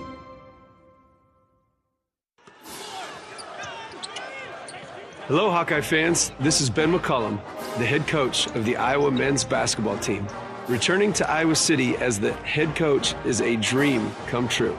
The passion of Iowa fans is unmatched, and I'm incredibly excited to get started on this new journey together. I look forward to seeing our fans on campus across the state and throughout the nation. Here's to big things coming and an exciting future ahead. Go Hawks!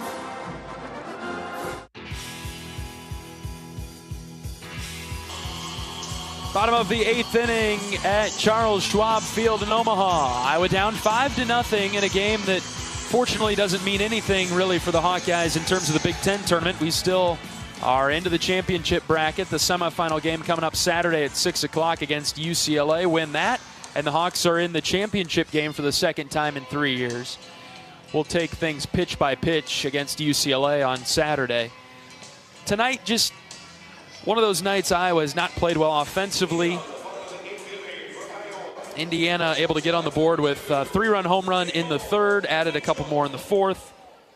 But the Hawkeye offense not able to get to Gilly nor Grable tonight. Gable Mitchell to lead it off in the bottom of the 8th. Iowa with 4 hits tonight. And not very many free bases issued by Indiana. 2 walks and a wild pitch. That's it. 1-0 to Gable. Outside ball 2. Iowa not finding extra base hits yet this weekend. 14 hits, 10 yesterday against Rutgers, 4 against Indiana tonight. All singles, which is fine. Well, Indiana has 5 of their 6 are also, and even Rutgers, I think it was the double down the line to start the game, and then most of Rutgers were singles too. This has not been an easy hitting atmosphere where Rutgers had 9 hits and 8 of those were singles last night. So the games Iowa's played in has not had a bunch of extra base hits. Well, we know how it goes here. You know, it's a huge park. 3-1 on Gable to start the bottom of the 8th. Grable to Gable. Here it comes. Gable bunted it foul. 3-2 now. On a high outside fastball, it's probably a called strike, but right, again, it goes to Iowa's had 4, now tried to bunt 4 times and haven't gotten a single one down. 3-2 to Mitchell. Here it comes. Sharp line drive foul. Ooh, that got through the netting. A few rows back.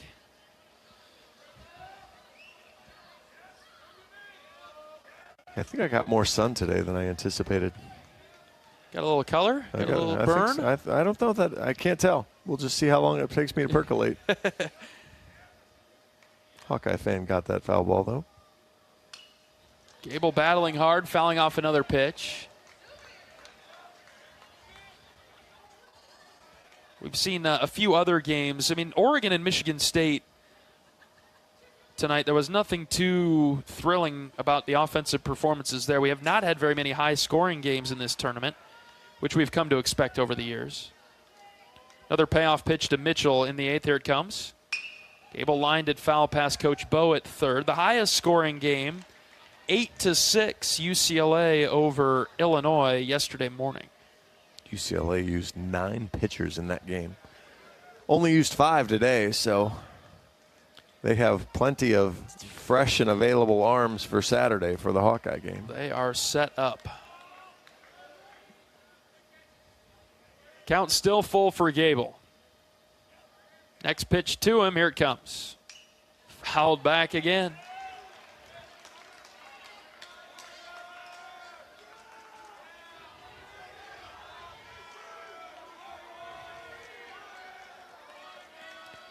Somebody was hassling Grable. He got a good chuckle out of something somebody said to him.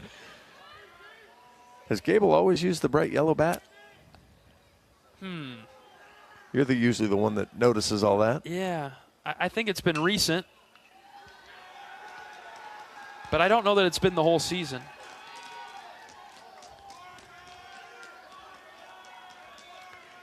There's a vocal section somewhere, John. I can't find it, which is a mystery to me because there's hardly anybody here. Should be able to find it. Should be able to pinpoint this a little better. Grable to Mitchell, another 3-2. Gable slapped it into center field. Mitchell hustling around first. He's headed for second. Here comes the throw. Gable dives head first with a leadoff double in the 8th. Well, and you need your leaders to step up and do something to show that, whether Iowa wins this game or not, the effort and the energy right there. We kind of joke about Gable probably has more 1-pitch at-bats and more 10-pitch at-bats than anybody in the Iowa lineup. The range is wide. Yeah, great piece of hitting there to stay alive, and then instantly was flying out of the box right away. He had made a decision, so Iowa now has an extra base hit. There it is. Gable Mitchell legs one out. That's purely an effort extra base hit. Caleb Wolf up now. First pitch to Wolf, outside corner, strike 1. Gable tomahawked that and lined it into center field. And they were shifted over to the push side to defend Mitchell. And so Dickerson had to hustle over towards right center to get it. Yeah, that was 11 pitch at bat. Wow. 0-1 to Wolf. Scooped under it, knocked it foul over to the left.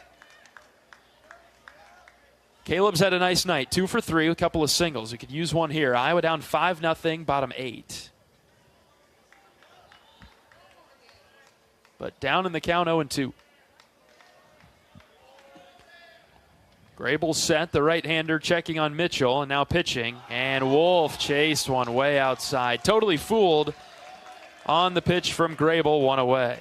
Boy, we talked about Wolfie does not strike out very often. That is just strikeout number 11 on the season for him. Funny enough, he only has 10 walks, too. He's a guy that puts it in play often. Doesn't get deep into a lot of counts, but he was not ready for that one. Miles Risley half swing. Got a piece of it. Couldn't commit to it. Yeah, Wolf's feet were stuck in quicksand there. Cement blocks. I think that must have been the changeup that just kept working away from him. So something that Grable doesn't throw very often and really caught Wolfie off guard. Risley up with 1 out. The 0-1 pitch to Miles. Hit in the air to right. Wiggins angling back a few steps. Makes the catch for the second out. Gable tagging from second to third. And he'll get there.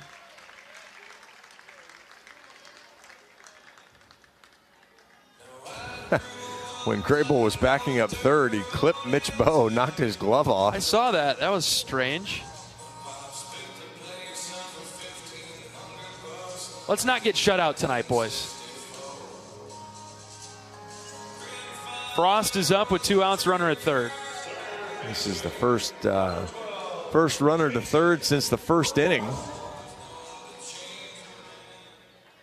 Iowa has set the minimum to the plate only twice tonight. Ooh, Jackson hit by the pitch.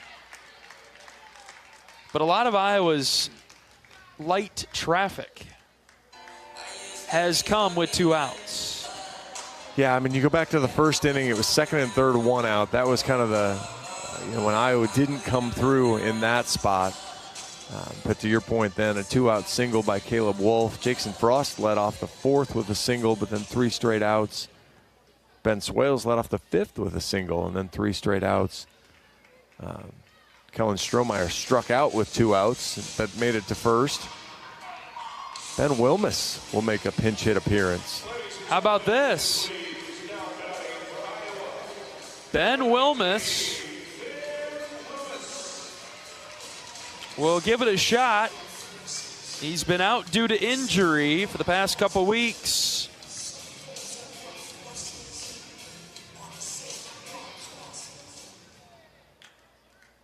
Ben was great against Indiana in the regular season series. So he comes up with runners at the corners and 2 outs. Grable ready to pitch. He throws it to Ben. Good cut, swing and a miss.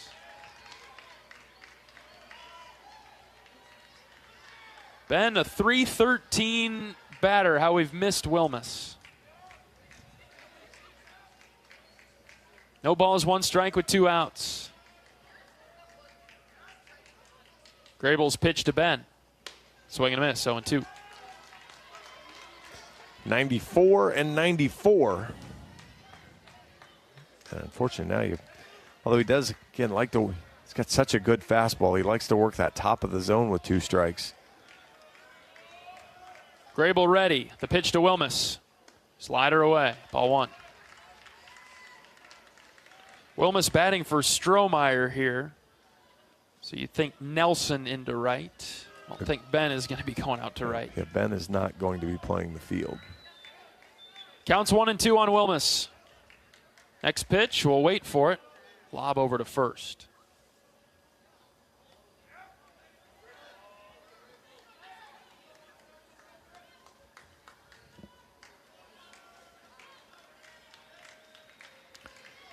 Bounce one.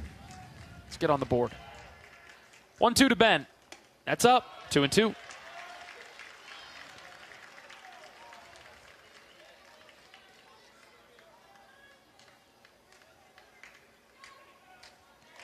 I think this Iowa crowd in the dugout will go nuts if Ben gets a hit here. Absolutely. 2-2. Runners at the corners. And Grable steps off. Iowa fans are on their feet behind the Iowa dugout. Well, if you're going to make a run, this is it right here. I mean, you down by 5 in the ninth would not be great. Yeah, if you can find a couple here, you can give yourself at least a puncher's chance. Counts even at 2. Here's the next pitch to Ben. Line drive right field, but angling foul. The reaction there from Wiggins in right was just funny. I mean, he took no steps toward it. He just turned and watched it. I mean, I know it was clearly foul, but it was just a really interesting reaction as he just kind of pivoted 90 degrees and watched it. We'll do it again at 2-2. The pitch. Swing and a miss. Wilma strikes out. And Iowa held off the board in the 8th. 9th inning coming up. Indiana up 5-0. This is Hawkeye baseball from Learfield.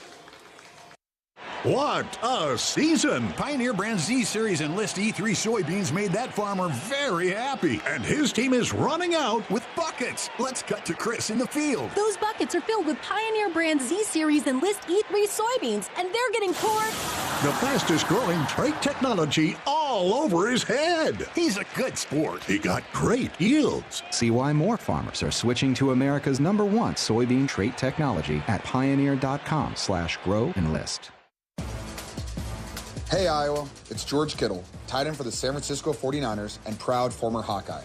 Life can throw unexpected hits, much like catching a pass over the middle. If you're facing struggles with drug or alcohol use, or even mental health challenges, take a time out and call Your Life Iowa. Just like my teammates are there for me, the Your Life Iowa team is there for you. Get 24/7 free resources or find treatment options at yourlifeiowa.org. A message from Iowa HHS.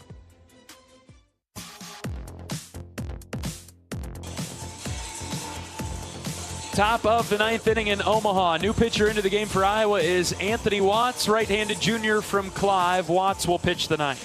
4-4 with a couple saves in his 22 appearances, a 4.93 ERA, 38 1/3 innings, 26 hits, 23 runs, 21 of those are earned, giving up a handful of home runs, 17 walks to go along with 42 strikeouts. And this is kind of a just get the feel. Actually, Anthony pitched here. Would that have been his freshman year? Creighton. And so he's pitched in this ballpark before. Obviously pitched here last year as well, and then but just this year get his feet in the dirt. He might be a guy that Iowa turns to on Saturday as they look to beat UCLA. And this was the plan, to start Dete and then kind of finish things up with Wheatley and Watts. Just unfortunate that the score has not put Iowa in a position to really win this game with this pitching formula. The offense didn't really come together today. Yeah, you can look and say the pitching didn't do what you wanted to do, and of course that's wholly accurate, but I don't know how to break this to anybody, but you can't win a game when you don't score. Yeah, that's right. So despite anything the offense has done, 0 runs on 5 hits is not going to lead to a win.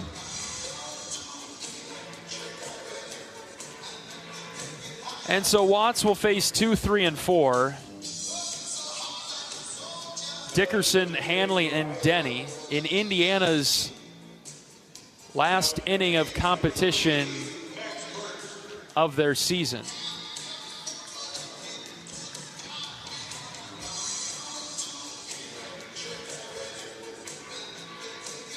As Indiana will wrap things up tonight.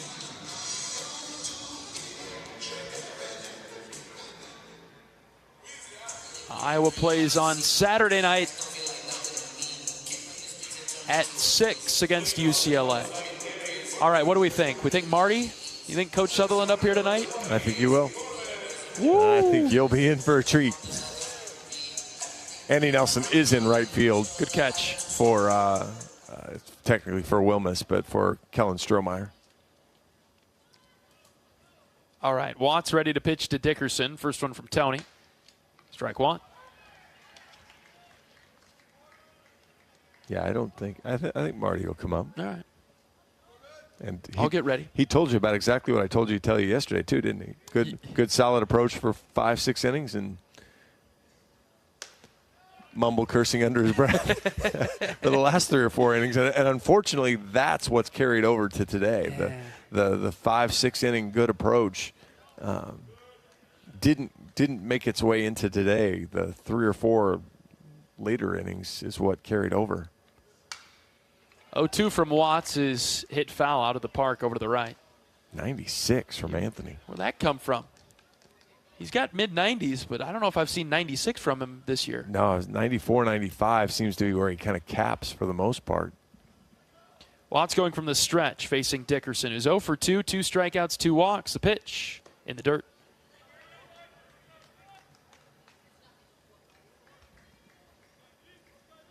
Is that Bert behind the plate? That is Maxie. Boy, you got great eyes, John. No, I don't. But that's number 3, right? I think you might be right. They've got it.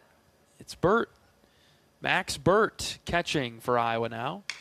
Here's a chopper hit on the ground to third. Frost charges, has to hurry a throw to first base. Got him. One of those high choppers in between.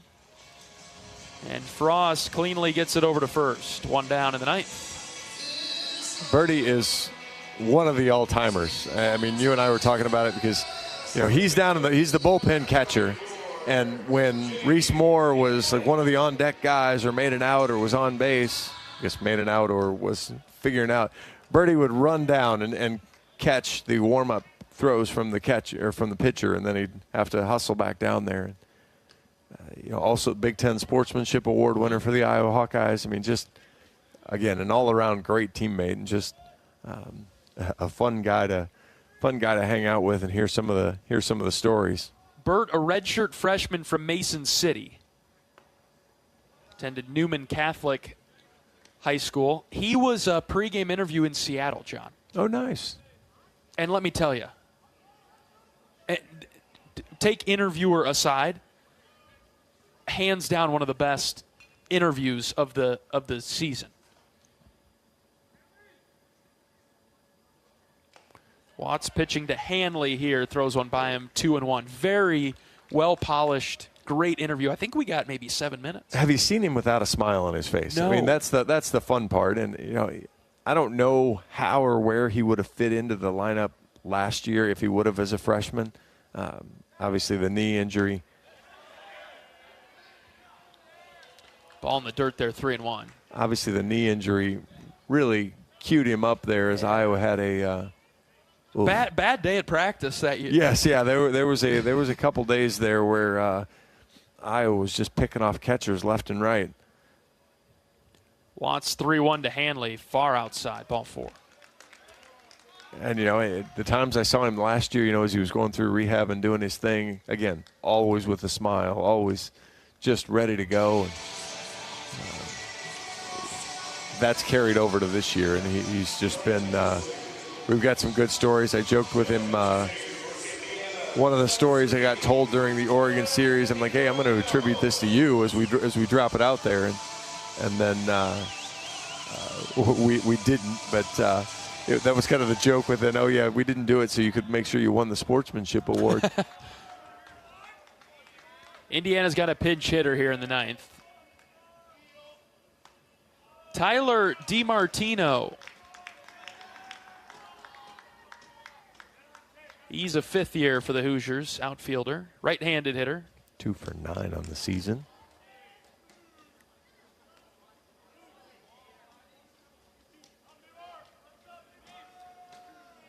This is where you go ahead, John. Well, I was just saying both of those are extra base hits. So. Right. And this is where you get the most chatter from the Indiana dugout right now. Takes a strike from Watts. Obviously, a 5th year, so at the end of his career, previously at Xavier, and his teammates are rallying behind him here. They're all up on the top rail for Indiana. They'd like to see DiMartino get a hit. He fouls it back 1-2. Watts trying to prevent that.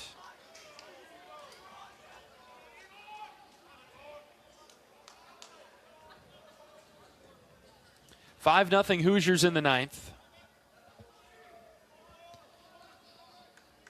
Runner at first and 1 out. A ball and 2 strikes on DiMartino, the pinch hitter in the ninth for Indiana. Righty on righty matchup here. Watts takes a deep breath, now pitches high. Well high. Tony's been good most of the season. His last couple outings have been a little shaky. Yeah, he's given up a run now in 4 straight outings. He was great against Indiana. 2-2. Strike 3 called. Breaking ball right down the middle. And there are 2 outs in the Indiana ninth. Yeah, now one of those, the Washington outing, unfortunately gave up a couple runs without giving up a hit. That was certainly painful. And Oregon State got to him a couple different times. Oregon had a pretty good run against him. Malamazian up for Indiana with 2 outs, runner at first. Swings at the first pitch, lines it over Gable Mitchell's head into left center field. Cut off by Beeman, who gets it into second. First and third for Indiana, and 2 outs. That changeup just left right in the middle of the plate. Malamazian, 103 back up the box. The catcher, number 6, TJ Schuyler. Pinch hitter here for Indiana, TJ Schuyler.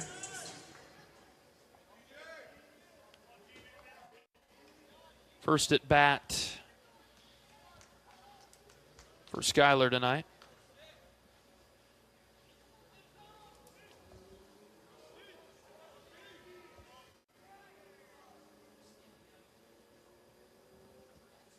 He's a right-handed hitter.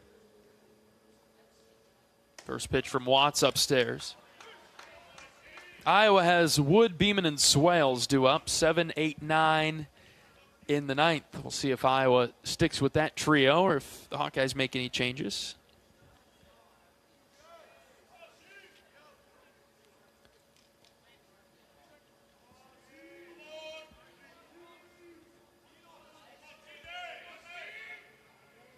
One-0 pitch to Schuyler. That's high again. 2-0. With the limited crowd, you can really hear the Indiana dugout now that they're back up on the rail and chirping around a little bit. Indiana aiming to end its season with a win. Here's a fly ball hit foul over to the right. Iowa knows what it needs to do in the next few days. And it will start on Saturday. Hawkeyes will need to beat UCLA. 2-1 from Watts. Low and away, ball 3. Aaron Savria will get the start. On the mound. Most pitchers should be good to go to come back. Who was was it Bennett? Bennett. 10-1 for the Bruins. 3-1 is up and in. Ball 4. Bases are loaded for Indiana. And Cerny will get another crack at it, John. You got the inning you wanted out of Chaz. You've not gotten the inning you wanted out of Anthony. Barnett. Yep.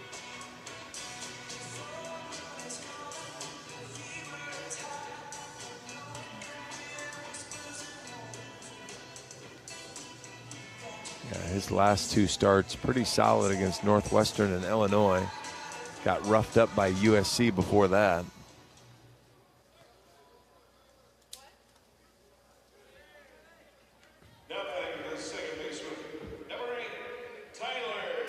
So Cerny comes up, bases loaded, and 2 outs.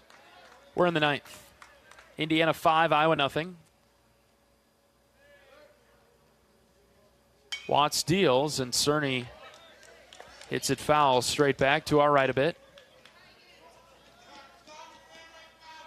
Barnett, another solid control guy, though. 14 walks with 66 strikeouts in 66 innings. So really nice. Iowa's going to have to earn it.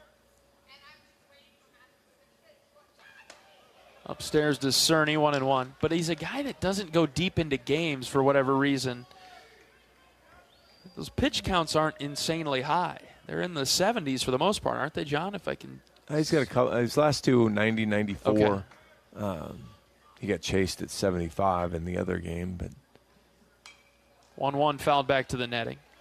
But even against Penn State, he threw 6 innings, 6 shutout innings, 5 hits, 6 strikeouts. So you think, okay, that's pretty good. But to do that, he threw 93 pitches. So it would lead you to believe that if Iowa could be patient, pick the spots, he doesn't exactly just completely fill up the zone. 1-2 from Watts is swung on and missed. Cerny strikes out. Indiana leaves the bases loaded. We will go to the bottom of the 9th. Approaching midnight in Omaha. 5-0 Hoosiers. Back after this. This is Hawkeye Baseball from Learfield. Our mission at Oak Knoll is to provide exceptional retirement living and health services through life care. I'm Steve Rowe, CEO. We are a not-for-profit life plan community and have served the Iowa City area for 58 years. Oak Knoll is located near the University of Iowa hospitals and clinics, Kinnick Stadium, Carver Hawkeye Arena, Hancher Auditorium, and downtown Iowa City. Visit our website at oakknoll.com to learn more. We are a proud sponsor of Hawkeye Athletics. Go Hawks! Choose the best Honda with more Best Buy awards than any other brand. Save thousands with 0.99% APR financing on new Hondas like the 25 Prologue. To drive the best with 0.99%, search your local Honda dealer today. See dealer for financing details. Financing on credit approval. Offer ends 7/7/25. For more information, visit KellyBlueBooksKBB.com. Kelly Blue Book is a registered trademark of Kelly Blue Book Co. Inc. Iowa and Indiana wrapping things up tonight in Omaha. We're approaching midnight. Let's pause 10 seconds for station identification. This is Iowa Hawkeye Baseball.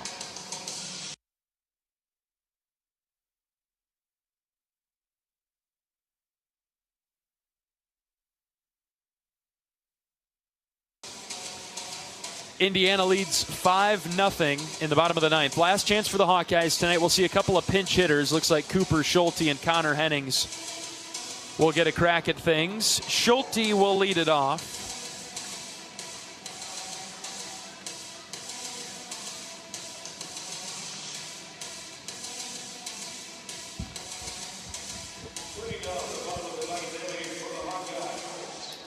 And it will take one heck of a comeback to win this one. If Warren Nolan doesn't know you're playing, does it count against your RBI?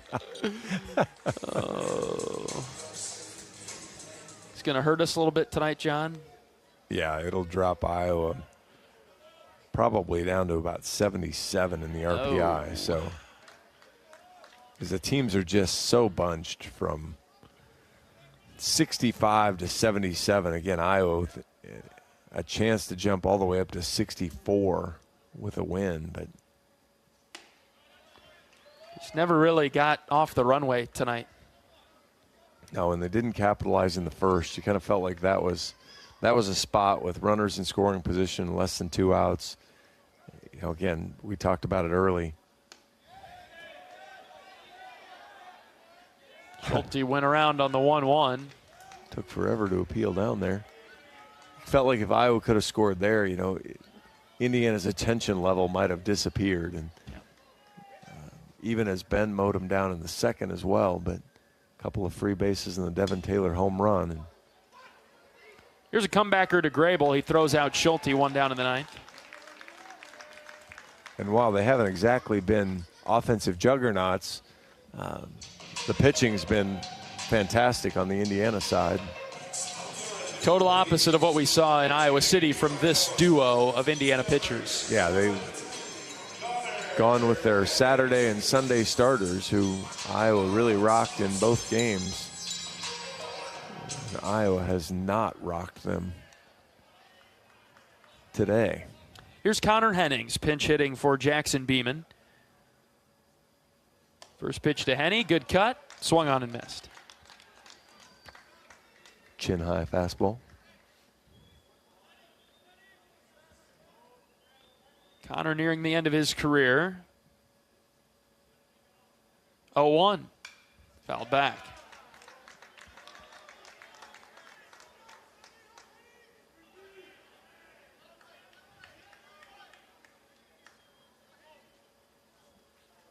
Righty on righty matchup here. Bases are empty and there is one out. The 0-2. Ooh, up and in, just about hit him.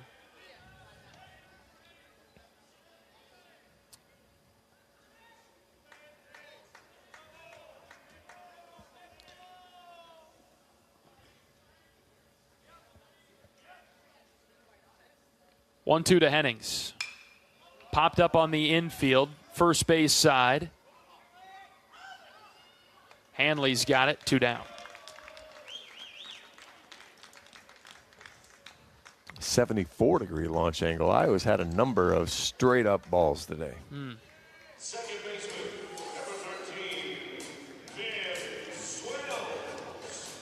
And going back 18 fly ball outs. Wow. Again, some of those are line drives, so at least one of them was a line drive. 18 balls in the air today. Ben Swales, last chance for Iowa tonight. We're going to make it to midnight. Oh, thank goodness. I was worried. Just look down at the clock. Maybe. Yeah. 30 seconds here. Ben starts ripping here. Oh, nope, got it. Swing and a miss there by Swales. 0-2.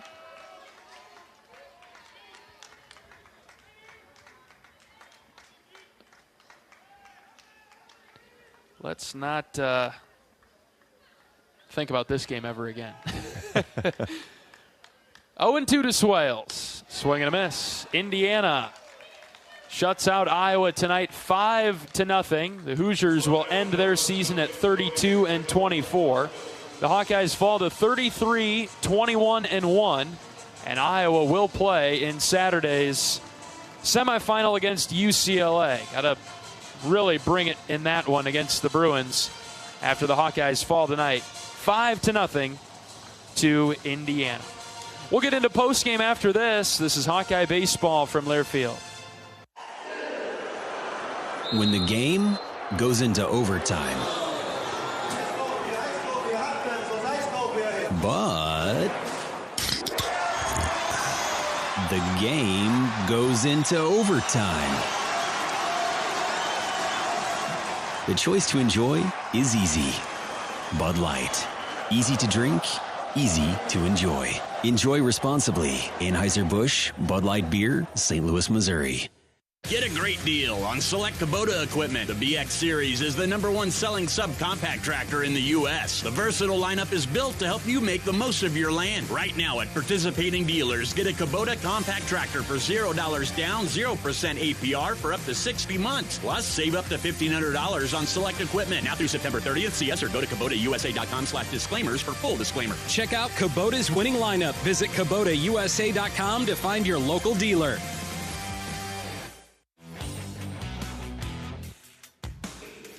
Iowa falls to Indiana tonight 5-0. The Hoosiers end their season with a win. The Hawkeyes will play UCLA in the semifinal on Saturday night at 6 o'clock. We'll be on the air at 5:30. Winner goes to the championship game. So we're right back at it to a really important game, obviously, on Iowa. Still the winners of Pool C advancing through. John Evans, you get the first word on tonight's game. Boy, I thought about it during the whole break of what I could say, and the only thing that I could come up with was you dove away from a foul ball in the USC Penn State game. That's all I've got. It's just Iowa only gave up runs in 2 innings. So again, Jack Whitlock came in, did a nice job. Ben DeTay had a good start, a couple free bases and 1 bad pitch hurt him, but then Jack came in, did a really good job, settled things down. But boy, you're going to need to see. What are we pushing, 14 innings now, I guess, 5 innings last night, and 9 innings now tonight, you're going to need to see a better, more consistent offensive approach if Iowa's going to find a way to upset UCLA on Saturday. All right, we'll be back to shut things down after this. This is Hawkeye Baseball from Learfield. Play ball! It's college baseball season, and we're here to talk about it. Every week, join Kyle Schassberger and me, David Kahn, as we deliver the best of college baseball. We've got all the diamond talk you can imagine, with interviews from coaches, players, broadcasters, and more. Plus, we'll give you our weekly rankings, hot takes, and a whole lot of fun. Step into the batter's box, so let us deliver our best fastball. Wherever you podcast by searching College Sports Now. Every day, you're out there, up before the sun, and pushing forward before the chaos of the day settles in. At Great Southern, we're right there with you because we understand the need for trusted support. Having a team that is seasoned, agile, ready, an award-winning team that knows their customers personally and is behind them at every step. There to assist you, inspire you, and echo your inner dialogue in those quiet moments.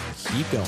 Whether you're getting ready to meet the day or working on something big, we're your team. Great Southern Bank, understanding what really matters. Member FDIC. Iowa falls to Indiana tonight 5-0. Gilly gets the win for the Hoosiers. Ben DeTay gets the loss. Ben Grable gets the save for Indiana. 5 runs, 7 hits, no errors, 11 left on for the Hoosiers. No runs, 5 hits, no errors, 9 left on for the Hawkeyes tonight. Our next broadcast will be Saturday night, 5:30. Our pregame show begins as Iowa takes on UCLA in the semifinal of the Big Ten tournament on Saturday night. We'll look forward to having you on our broadcast with us on the Hawkeye Radio Network. A big game for Iowa. Pretty much season comes down. Everything is an elimination game for the entire season now for Iowa through the rest of this Big Ten tournament. Probably have to win it all to make a regional, but we'll go one game at a time, one pitch at a time, and that'll be on Saturday night, 6 o'clock against UCLA. We're on the air at 5:30. That'll do it for our coverage of Iowa Hawkeye baseball tonight. Indiana wins it 5-0. For our great board op down the line, Brian, excellent job. Thanks for your help tonight. My great color analyst, John Evans. I'm John Leo saying so long from Charles Schwab Field in Omaha. We'll talk to you on Saturday night. Every day's a great day to be a Hawkeye. Some are just a little bit better than others. So long, everybody. Iowa Hawkeye Baseball has been brought to you by Iowa Corn. You might think Iowa just grows corn, but the truth is corn grows Iowa. Brought to you by Iowa's corn farmers of the Iowa Corn Growers Association and the Iowa Corn Promotion Board. Iowa Lottery. Be a VIP with the Iowa Lottery. Visit ialottery.com for details. Mid-American Energy. Call 811 before you dig. It's the law. Visit midamericanenergy.com for natural gas safety tips. U.S. Cellular, the official wireless partner of the Iowa Hawkeyes. U.S. Cellular, built for us. Also brought to you by Wellmark, here for every member, every moment. Learn more at wellmark.com. U.S. Bank, proud to sponsor the Iowa Hawkeyes. Equal housing lender, member FDIC. The preceding has been a Learfield presentation on the Hawkeye Sports Network.